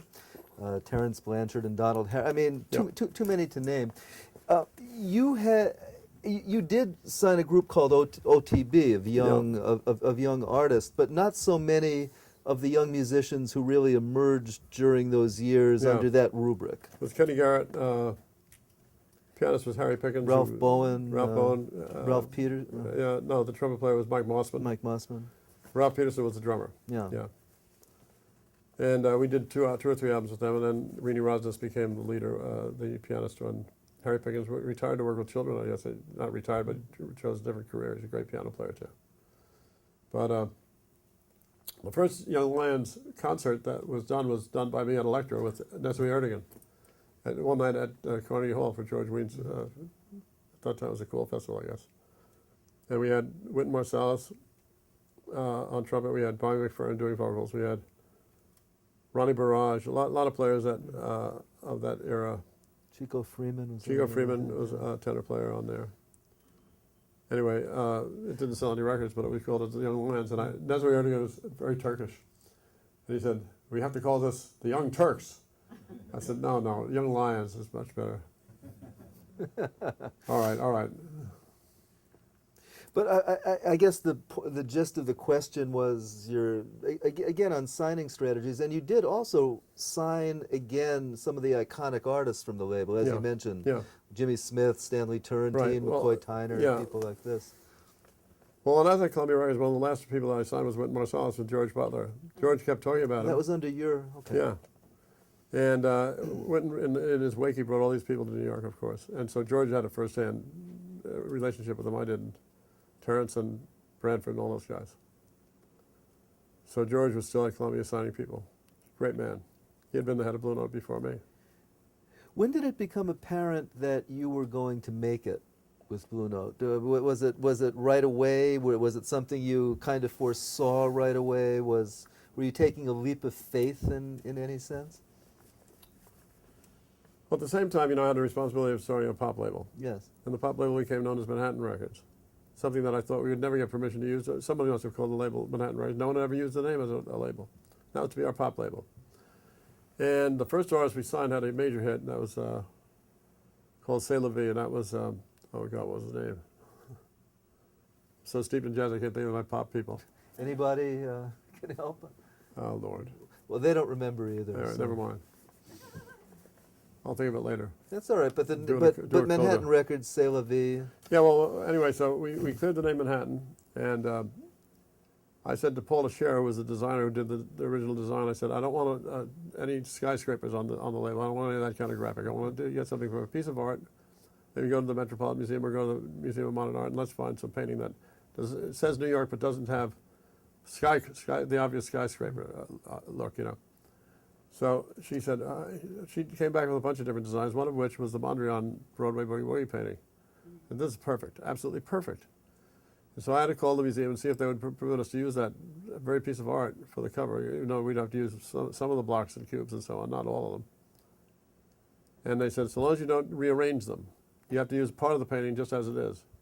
But not, you can't use the whole painting, obviously it's not going to work for a record label, but if you keep all the cubes and the rectangles and everything in the same place from the painting, then you can use it. So we did.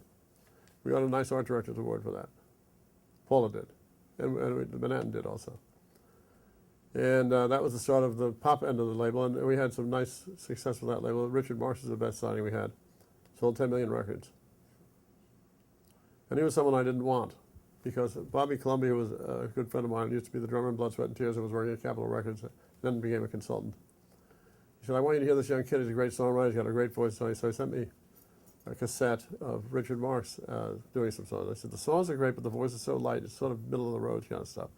We need to get something more of an edge to it. He said, I'm telling you, you're making a mistake. So he sent me another cassette. And sure enough, I heard more songs I thought were terrific, obviously commercially terrific. I said, I'll come out to California next week. Let me meet with you. And I went to his house, and he had Richard Marx in the living room. Sat down, this kid sat down at the piano, and he played Endless Summer Nights. And had a wonderful bridge. I've forgotten it now, but I said, anyone who can write that bridge, man, that's got to be with us. And then we signed him, and he had millions and millions of records. He was a huge star for a period of time. Mm. And that was a very big moment for the commercial success of my label group, because they put Blue Note and Manhattan together as a unit on our P&L. They had separate P&Ls as well, and Blue Note's catalog was doing so well because of CDs and all of Alfred Lyon's great work, And we had some other albums that sold very well. But I got caught in the trap too, because I ended up signing some smooth jazz people, one of whom I was very proud of. You? Smooth jazz people. I signed Dave Koz, who was tremendously successful. I had 3 gold albums, and I signed him to Capitol. Thank God. That would have been a black eye for me in the press. But we did some others too, Richard Elliott and some others, which they sold a lot of records. They helped us a great deal. I'm not embarrassed by it, but it's not the image I want to see for Blue Note. You also signed vocalists, Yeah. which Blue Note Lion era Yeah. didn't really do too much of. Not too many vocalists. In 1987, we signed Diane Reeves, the first vocalist we signed. Then we brought Bobby McFerrin over from Electro Musician.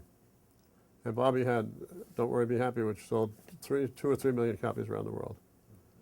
And he never performed it live. He hated it so much. Too commercial. Many vocalists over the years for Yeah. Blue Note. Then Cassandra Wilson, Holly Cole from Canada. My favorite signings, one of my favorite people was Lena Horne. And our attorney came to my office and said, would you be interested in signing Lena Horne? I said, sure. Is she still singing? I said, oh, yeah. Well, she was in her 70s. And he played me a record. It was a finished record that her good friend had financed the recording of. And I said, let's do this. We developed a great relationship, and she told me all about her relationship with Duke Ellington, Billy Eckstine, all these people. It was a fabulous woman, great, lovely person. One of my favorite experiences was meeting with her. And I took her down to J&R Music World and to do a signing party and a broadcast on PBS, on BET. And she had a line of people around the block of all ages with old Life magazines and old Ebony magazines with her picture on them and so on. She autographed every last one, talked to every person. It was amazing. And she was in pretty frail health. And I was honored at some industry function. I had her as my guest of honor. She was auditioned. Ahmed Erdinger was the MC. He said, "Lena, will you say something about Mr. Lundvall? I love Mr. Lundvall because he loves old artists." Thank you, Lena. We'll hold off on singers that you've signed in the last 10 years, which are very consequential signings. But this is a way in which you were different from the older Blue Note. I guess one way in which you were... Well, Alfred described, he said, I didn't know anything about vocalists. I really didn't. He made a record with Babs Gonzalez, one of the first records he made, but apart, I wouldn't call it Babs exactly a singer, but then he signed one record with Sheila Jordan. And that was kind of it, I think. Bill Henderson on a couple Oh, of yeah, Silver tunes. as guest on a couple of albums, yeah. Yeah, but not too much otherwise. No, very little. Very instrumental. But by the turn of the 90s, you had either signed or were about to sign Joe Lovano, Gonzalo Rubalcaba, Greg Osby, Jerry Allen, Don Byron, people like this, who would be analogous in 1990 to some of the people that Alfred Lyon and Wolf were signing in the 1960s, playing original music, linked to the tradition in certain ways, looking forward in others. Can you talk about how you came to some of these people? Well, this is my heart and soul, actually. Musicians that are forward-looking and making new statements, this is what it's really all about, I think. And well, Joe Lovano, actually, I had slept on Joe. I'd seen him with Woody Herman's band, and I'd seen him with the Village Vanguard Orchestra and all that stuff. I didn't, he's a great tenor player, I thought, good, and all that sort of thing, but I don't know much about him anyway. Hadn't listened to his records. And Peter Erskine called me, and he said, "Would you come down to the Sweet Basils at the time? I've got an all-star band with Joe Lovano and Randy Brecker and so on." So I went down. Don Grolnick was a pianist there, I think, too. And I fell in love with Joe after he took a couple of solos, and I signed Joe. I didn't sign the band. And so he made his first record actually for a Japanese company because I was out of budget. So I asked Namikano, our guy in Japan, "Would you pay for this record?" These guys are giant. He just finished making his 24th record on Blue Note. This is the 20th anniversary of his tenure with the label now in a couple of weeks. And I think he's just as fresh and as creative as anyone I've ever met. And the living spirit of jazz, as far as I'm concerned, this is the most positive guy in the world. He got new ideas all the time. You have lunch with him, he'll have 5 courses of food, and come up with 25 ideas. I say, one at a time, Joe, we can't make all these records at one time. Well, I had something to do with the Hank Jones collaboration because Hank did a gig with Joe at Birdland. And Hank was then in his 80s, and I went a couple of nights, it was beautiful. And Joe wanted to do a big band album. I said, "Joe, listen, do an album with Hank. He's in his 80s now. Come on, he's beautifully playing great, and you should do an album with Hank." He said, "Well, you're right, I never thought of it." Well, you were a guest on his gig, and you should make records. So they ended up making 3 records. A 4th one has been released. It will come out sometime. It seems, before we talk about getting together with other people, and I would like to ask you about signings of Gonzalo Rubalcaba and Chucho Valdez, which dates back to other things you did at Columbia in the 70s. But you seem to have mastered the art of being very hands-off and hands-on at the same time, as far as artistic direction. I guess by that I mean helping people find projects or people to play with or material that logically follows on what they've done and will present them in a good light. Right. Well, let's start with Chucho, if we could, or what happened at Columbia Records with Irakere and so on. Going to Havana, which is a great story in itself. Yeah, I've forgotten that whole issue, but we went 1987, I think, or 86. Stan Getzer told me about the players down in Cuba. He and Dizzy had been on the boat that needed to dock in Cuba for refueling or repairs or something, and they played on the docks. He said, "My God, the musicians down there are fabulous." So I got hold of Jerry Masucci, my friend who ran Fania Records, who's passed away now. And he knew all about Cuba because he had been, before Castro came to power, he had been working in the tourist bureau down there as a lawyer. And he had Fania Records, and he knew all the stuff that was going on in Cuba. and he'd been down there a number of times. He said, I'll take you down, I'll get you a visa. We got visas and we went down to Cuba. We got all the indoctrination at that time from the cultural minister of culture. Cuban film, Cuban musical instrument factory, Cuban dance, all this stuff. When are we going to hear some music? You know, all the accoutrements, but we never saw any concert work. They took it to this outdoor festival thing. And on stage was Ira Carey. And Billy Cobb was with me at the time, and Jay Chataway was a arranger at Columbia Records. And the head of A&R, the head of press, Bob Altshuler, was passed away too. He was a good man, a big jazz fan. Anyway, the band comes on stage, and suddenly the baton drums start, and the band exploded. And I said, this is unbelievable. I've not heard anything like this. Lundvall was the trumpet player, Paquito de Rivera was the alto player, Chucho Valdez was the pianist and the composer, arranger. And so we ended up signing them, bringing them to, they won a Grammy for their first album on Columbia Records. It was during the Carter administration, so they allowed us to get down there and record. But we were not able to pay the Cubans anything, so we arranged with the Cuban Minister of Banking to have a blocked account. So any Cuban artist coming to the States to perform needed hotel expenses and food and lodging and so on, could use money in that account, assuming there would be any. I don't think the album sold that well, but there might have been a few dollars in there. So that was the way we got around the embargo, because you can't just give money to Cuba. We dropped a board off, though, a Neve board. By accident, fell off the truck. Oh. We did Havana Jam down there the following year. We did a concert in Cuba. It was the first time that we'd had American artists performing in Cuba in all that time. And that was in 1978. And that was my Clive Davis thing that he did at the Amundsen Theater. I did that in Havana. And we got Mr. Paley's okay for that. I had to go up to Paley's office, chairman of CBS proper. And he only wanted to know, he said, Lundvall, I think you're doing a great thing. You absolutely do it. And I said, well, it's going to cost some money. Don't worry, there's a great cultural thing for the Columbia Records to do. Is Yetnikov going to be on the plane? I said, no. Good, then do it. Yetnikov was running the company then. I was number 2. So as long as Yetnikov wasn't on the plane, because the Omega-7 bombers were all over the place in those days. Anyway, so we went down to Havana. We had Havana Jam, 4 nights of Cuban and American artists, and four acts every night. So Ira Carey was one of them, and Los Von Von and some others, you know. And we had Stan Getz, Dexter Gordon, Jimmy Heath, Bobby Hutcherson, Tony Williams, Cedar Walton, and the jazz group, and some others. And Stan Getz, I think I mentioned. And then we had the Trio of Doom, which was a name they made up on the spot. That was Jaco Pastorius, John McLaughlin, and Tony Williams. And Weather Report, and we had Billy Joel, we had Chris Christopherson and Rita Coolidge, and the Fania All-Stars, and Stephen Stills, and Bonnie Bramlett. And the Cubans had an equal number of artists, and it was a real celebration. It was fabulous. Until we got to the airport to go back, and then the Russians took over. And they wouldn't let us on the plane. We had to load the plane ourselves and everything else. It was one of those Cuban moments. While Dexter Gordon was up in the lounge, surrounded by daiquiris. Third world country, I know what goes on here. I'll have another daiquiri, thank you. He was unbelievable. Where's Dexter? He's up in the lounge drinking daiquiris. Everyone else is loading the plane. Thank you, Dexter. Billy Joel loading an airplane. You know, anyway, it was quite an experience.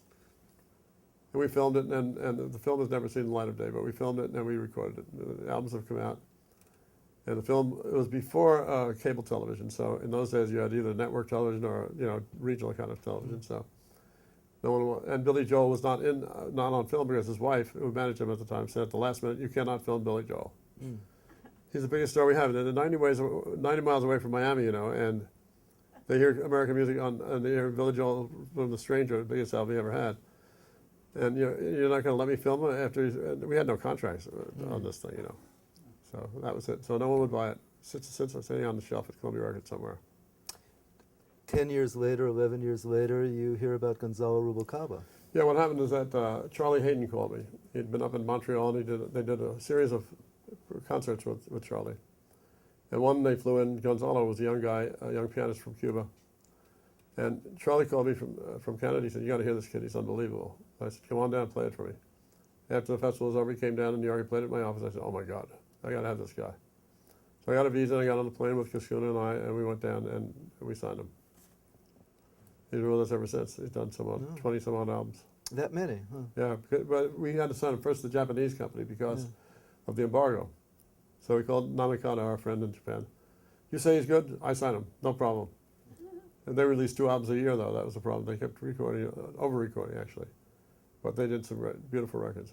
They're still with us. Gonzalito. He's a wonderfully difficult man.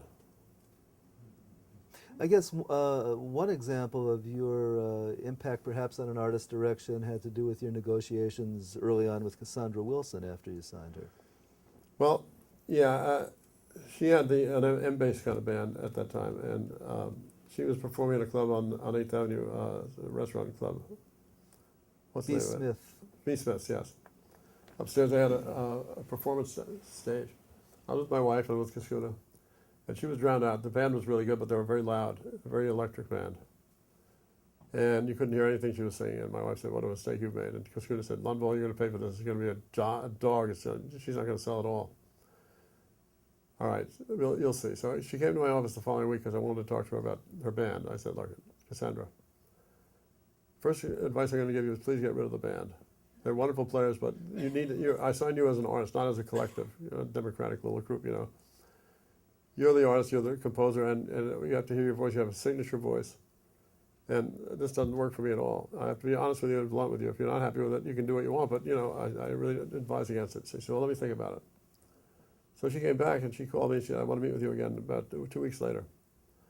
So there's a guy in my apartment building who was working in construction, who happens to be a musician and produced some records, named Craig Street.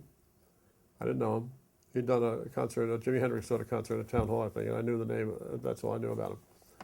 So he said, "Well, can I do a demo with them? Just let me have a couple of $1,000 demo budget." And I said, "Yes, of course." She came back next week with You Don't Know What Love Is and Tupelo Honey, those 2 songs. I went out of my mind. I said, "That's the whole plot. That's the whole album. Use this guy. Who is he?" And of course, the first album was a gold album. It was a great success. The first 2 albums were. Then she decided she could produce her own records. But she should go back with Craig now, I think. Off the record. We're on the record. I can't. You're on the record. You said it. That's my opinion. It's your opinion. She's still with us, and she made a very good live album. It'll be her next album coming out in February, I think.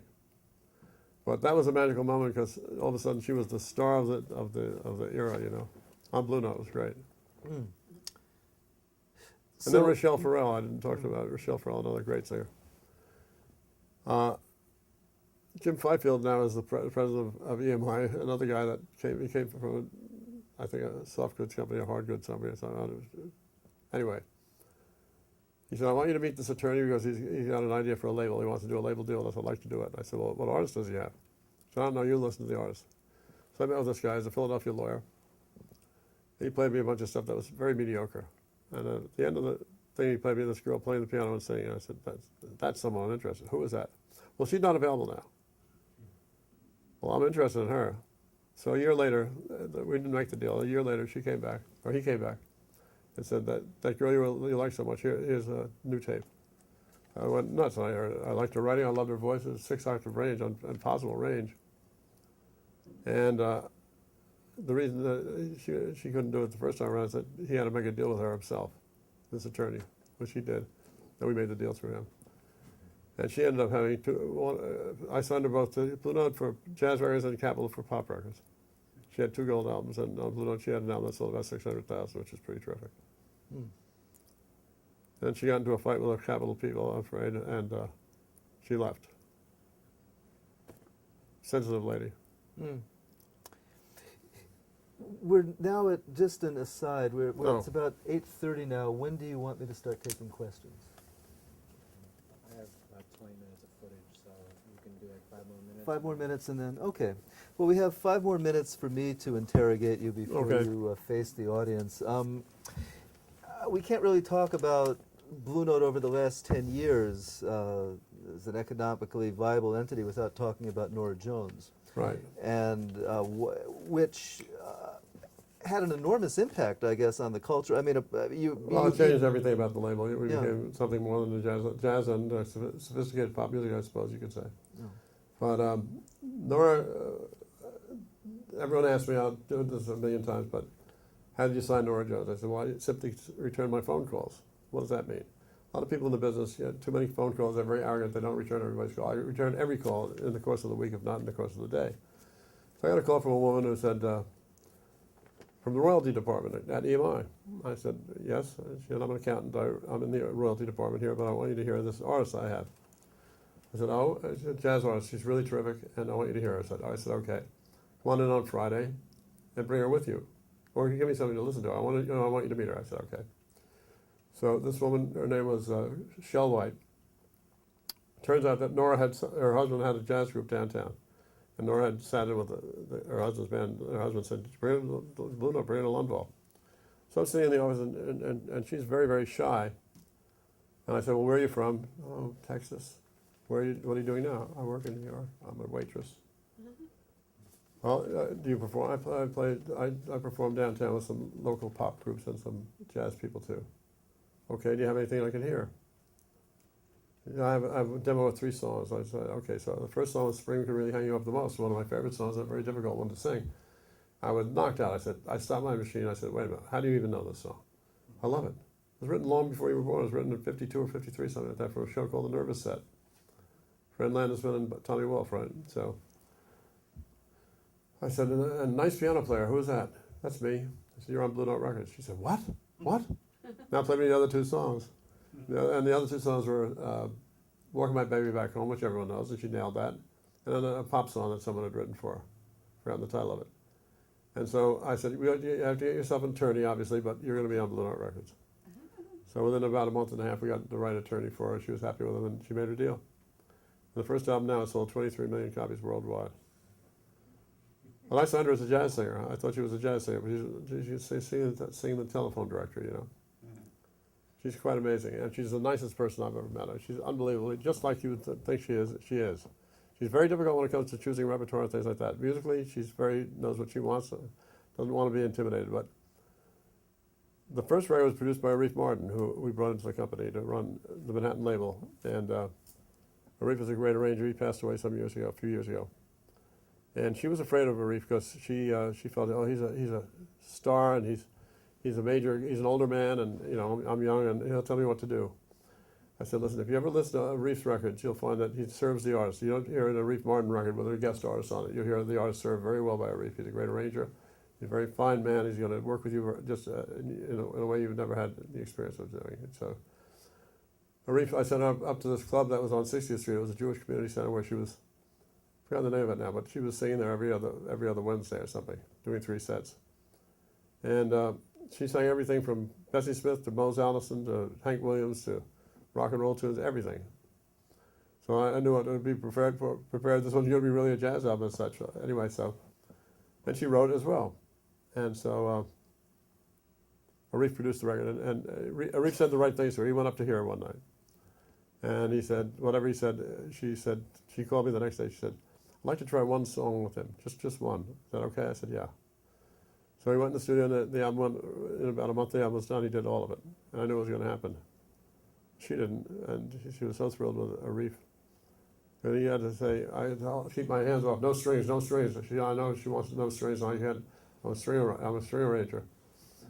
Can't do it, I have to keep it simple. I said, keep it like the demo, the original demos that we heard. So that's the story, and Nora I had dinner with 2 weeks ago. And we just released an album of, which I take issue with some of it, but it's a very good album, actually. We let her do guest appearances on other people's albums, including Ray Charles, the last album of his life, the one he did on Concord. And some rock and roll people, and a couple of rappers as well. And a lot of the album is true. It was all these things we have the right to put out, so we put the compilation together, which she approved, and she wanted it out. And except for those 2, I'm not going to mention the artists. She said it shows her diversity, but I don't think the consumer's going to love those 2. They interrupt the album with something that she isn't known for, But we'll see. Other than that, it's a beautiful record. It's just coming out next week, I think. There's no time really to talk about any of the other artists who've been signed in the last decade, but among the people who've been on Blue Note in the zeros were Al Green, Anita Baker, Terrence Blanchard and Wynton Marsalis had brief runs at the label. Out of Terrence Blanchard's band, you signed Aaron Parks and Leonel Lewicki. You've just signed Ravi Coltrane and Ambrose Akinmusire. Right. and there are others who I'm not thinking of. So I'd like to ask you one or two general questions, not Yeah. label specific. One is, and then I'm going to take questions from the audience, and I'll ask Greg Thomas to, since I can't see anyone in the audience because of the light, to just give people the go-ahead, if that's okay, Greg. The last 10 years since Nora Jones has signed, the whole economics of the record business has Collapsed. changed from a hardware model to a digital Yeah. fluid model. How's Blue Note coped with it? It's extremely, it's harder than anything we've done at all, because the sales are down to very little. People that don't really buy much jazz on the internet, really. And you know, we need to develop a website that's state of the art for people that love jazz and for people that are learning about jazz. And we have a huge budget ready to present and a presentation for next week to put together. And once that's approved, if it does hopefully get approved in this bad economy, and particularly with EMI's bad fortunes these days, we'll start to work on that. Mm. But even with EMI's bad fortunes, you're signing new artists. Yeah. Well, my track record apparently is okay to them, so they let me continue on. We'll see what happens in January, though. That's when I become either fully retired or I'll continue another year. I'd like to continue. Mm. I told my boss that. He said, we'll have to get approval from our new boss. I said, I know that. What do you want? What do you want me to do? That'll be which one, about your 17th or 18th? Yeah, 18th. 18th boss, yeah. No, but it's very difficult. And the problem is that there are no record stores to speak of that carry catalog, and that jazz catalog is so important. You can buy it on Amazon, but you know, who's going to spend all that time figuring out what they have, you know, and so on. So it's really hard. And the international market is a little bit better because there's still some viable record stores like Fnac in Europe and so on. Mm-hmm. But I contend that if someone had the guts and the money to open a jazz record store in New York City, only jazz, call it the Blue Note Record Store, and carry every record, every jazz record, every T-shirt, every video, every piece of memento and all the rest of it, you know. You'd have a very successful store. Carry Like vinyl. Subway Records in Yeah. the time, or Downtown Music Sure, Gallery. yeah. And do the same thing in Paris and do the same thing in Tokyo. I think it would be enormously successful, at least in the short run. The short run may not be so short. Because I think jazz lovers like to have the physical product in their hands. They like to read the liner notes. They like to look at the graphics that look like a painting is 12 by 12 as opposed to 5 by 5. And, you know, I think there'd be a business there.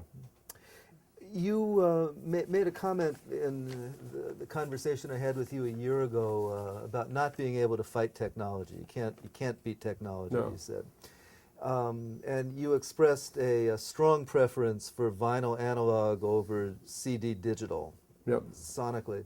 And you told a great story about going to the Museum of Modern Art with your graphics people when CDs Funny came record, out. yeah. And I wonder if you could repeat that before we open the Yeah, well, the art floor. department was up in arms when the introduction of the CD was about to happen. Everyone knew it was on the horizon, so we used to eat lunch from time to time with the art department in the Museum of Modern Art. We're right around the corner. And after I'd go through an exhibit and stuff, so we had lunch there and went through an exhibit, and they all said, look, Lundvall, you got to stop the CD thing from happening. I said, I'm sorry, I'm not empowered to do that. I'm not God here. You're going to have to live with it. It's going to happen. There's no question about it. Technology. You can't fight it. You're going to have to design for a 5 by 5 format. I know it's impossible for you to think of that way, but eventually people will be used to it, and certainly they were. But I do have an opinion about the CD. I think it really sowed a lot of its own seeds of destruction in a way, because it contained too much music. You get 76 minutes of music on a CD. No one has the patience or to listen to 76 minutes of music, unless it's a symphony. With an LP, you had 17 or 18 minutes on a side. You could turn it over or do it later, whatever you wanted. You can stop a CD, of course, and start anywhere you want, but just the idea of allowing that much music. So one of the problems about pop music that kids had was that I'll buy it off the internet because I only like one song on this album. And I'm paying $19 or $18 or $15 for the album. I hear one song that I like and the rest is crap. And for jazz musicians, they said, I can now fill it out with all my compositions. Well, you don't have that many good compositions, I'm sorry to say. But less is more. It's an old adage, and it's true. It's true. I told Stefan Harris this. You know, you play a vibraphone, you play great, but that's a lot of overtones to listen to for 76 minutes. You know, and your compositions are great, but not all of them are great. He said, "Oh, I'm so proud of this record." I said, "We're going to put it out. Don't worry." But I tell you, less is more. Make it 50 minutes, and it'll be fine. More than enough. And I think it's really part of the problem that we have in the music business. People love music, but you can only listen to so much at a time, and you don't have the attention span to focus on it. I would like to open up the floor now. I'm sure people have questions to ask Mr. Lundvall, and I'll ask Greg Thomas to give. My question, I guess, relates to your Columbia years in particular, but you don't have to answer specifically that way. But I think back towards a couple of artists that you had signed, Arthur Blythe and Dexter Gordon. And I got to hear one of his albums, I think it was 1979, called Lenox Avenue Breakdown. Right. And I know on that album, he's got a very bright sound, and a number of years later, I got to hear him at a rehearsal before he went to the Vanguard, and he sounded quite different. And I think back to some of Dexter's Columbia recordings, and they probably had a brighter sonic signature than the stuff that he'd done earlier, whether you want to talk about Prestige, Steeplechase, or Blue Note. And so the question, if you could talk about it, whether from a Columbia perspective or from a recording company perspective, is how are decisions made about the sound and the feel of an album when it's recorded and when it's compiled? It has to have the artist's approval at the end of the day before we release anything, obviously. And the artist chooses the studio and so on. And Rudy Van Gelder got the Blue Note sound, really nailed it with Dexter, and a bigger, larger-than-life sound. And I don't think it's been achieved ever since, for him, although he's made great records before he passed. But it's not the record company's responsibility to sign off on these things or to persuade an artist to use one engineer or another. Columbia Records, we used the engineers were on staff as often as possible, and if an artist wanted to use an outside engineer, it was fine as long as it was in the budget. So, unfortunately, and the A&R person also would have a great deal to do with the choice of engineer and the choice of studio. But with the artist's permission, the artists sign off on these things. That's not different today than it's been for a long time. In the days of Alfred Lion, they chose Rudy Van Gelder's studio as the place they wanted to record everything, and they did. And Rudy got the sound. Rudy actually credits Alfred with creating the Blue Note sound. He said he asked me to do certain things, so you'd hear the saxophone in the microphone, and the drums a little louder than you might ordinarily hear them. And I adjusted my equipment to give him what he wanted. So he credits Alfred with creating the Blue Note sound, not himself. Very modest man in the first place. But that was surprising to me. I don't know if I've answered your question, but Yes, thank you. Questions? I Someone know- should have a question. Well, I can keep asking questions, but I know people will want to. Okay. This goes back to the 60s. You didn't mention anything about Westchester Cathedral. Winchester Cathedral. Winchester. You were there, I know. Well, this was my recording debut and the ending of my recording career as well. What happened is that Charlie Colello was on staff as an arranger and producer at Columbia Records, and he came back from England with a demo of a song that was by the new vaudeville band called Winchester Cathedral. He said, we ought to do a cover of this right away. And Lundvall, you know all these old songs, because my dad had an old wind-up phonograph in the basement. I used to memorize these old songs, and at conventions we'd have a few drinks and start singing things like Knee Deep in Daisies and Head Over Heels in Love, and great songs like that. In a very high voice, I'm knee deep in daisies, Julio Jones stuff. He said, I want you in the studio tomorrow night. We're going to make a cover record. You're the artist. You're crazy. I can't sing. It took me all night, and we finally did a cover of Winchester Cathedral. And we released it, and of course the vaudeville band had the big hit, except in Boston, where the guy at Mercury Records, apparently as a promotion man there, had a fight with the disc jockey, and so they didn't play their version. They played mine. I went to #1 in Boston, so I had to go up there and perform with a band that was Charlie Colello's old high school guys that were playing in Las Vegas, called the New Victorians. They changed their name to the New Happiness, which is what we called the band. And I came out on stage and sang this one song, the only song I had in the repertoire. Really embarrassing. But fun in retrospect, that's for sure. I made 2 others after that, and none of them sold, but I have an actual contract. I insisted on it. They laughed. They said, you got a contract, okay. That's when the record business was really fun. Sounds like it. It was really fun, it was. Is it fun now? Not as much so. There's a lot of grief. And, the thing I wanted to talk about for a second is the Blue Note staff. We put together a staff of people that were second to none. I've worked with a lot of different companies and a lot of different people. And guys like Eli Wolf, guys like Ian Ralphini, guys like Jem Korosman, our press guy, J.R. Rich. We're a team of people, Zach Harkeppel. We were a team of people that loved the music first, and they worked together on everything we did as a family. We argued and fought together, but now they're dispersed because the company came up with a thing called matrix management, where people that worked for just Blue Note now work for Capitol as well. They do pop records, they do rock records, they do everything else. And so they're still loyal to Blue Note because we're all friends. But, you know, it's not the same as having that team together. Those are the best years I've had in the record business, absolutely. With a staff of people that were loyal and fun and great and out every night listening to music with me. You had some other A&R directors before Eli Yep. Wolf, Brian Backus, Brian did a very Backus, good yep. job, and Bob Belden before Bob Belden him. for a short time, yeah. And It Tom wasn't- Everett was. And Tom was did a- absolutely phenomenal. He was our number 2 guy, one of my best friends to this day. Unfortunately, he didn't do so well with the man that was running the company and insisted that Tom was negative. I said, no, Tom is philosophical. He's not negative. He said, I'm Dr. Yes, he's Dr. No, and it's great. We need that. I need it badly. Tom was great. Is great. He should be back in the record business now. He's a valuable piece of property, that's for sure. Pessimism is a valuable attribute. Oh, in this business, sure. You get excited, you're over the edge, you know, that's what happens to me. My glass is always half full, which it shouldn't be, but it is. Even now, with the business being as bad as it is, I think the music is the thing that music ain't going away. There are great artists coming up every day. There are people with really unique talent, people with their own musical voice, people developing their own musical voice, people who are commercial, and people that really are serious artists. I mean, I tried to sign Becca Stevens. I don't know if you know her, but she's a brilliant, brilliant artist. And everyone said, nah, pass, not commercial, not commercial. So now I can't make them do it. I can only influence them. I wasn't very influential, apparently. But she's signed to another label now, but she's somebody to keep her eye on. That leads me to another question. How much time do we have now? Maybe About 4 minutes. 4 minutes. So maybe we can make. You're 74 years old, and you've been in the- 75, thank you. 70. How about 72? I like it better. You've been in the music. 75 is the new 72, after all.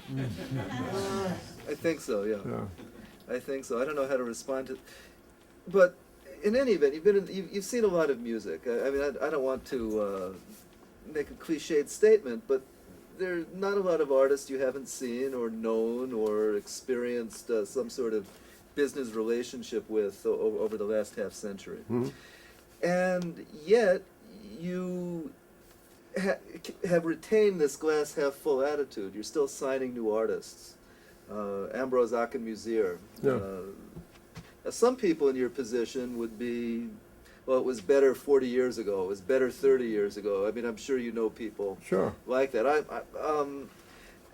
And I'd like to know a little bit about your core values, how you formed them. Does that come from the way you were raised as a kid? Is it just an innate personality characteristic? It's a hard one to answer. I mean, I've been listening to music since I was 10 years old. First country music, then jazz. And jazz forever. So, you know, jazz is the light of my life, the thing that keeps me going at all times. And informs me about any kind of other music. You know, if you learn to tell the difference immediately, one saxophonist against another, that's Stan Getz, that's Sue Sims, that's Al Cohn, that's Alan Eager, or whatever. That piano player against the other ones. Your ear gets trained without you knowing it to hear the nuances, the subtleties, and the individual voice of an artist.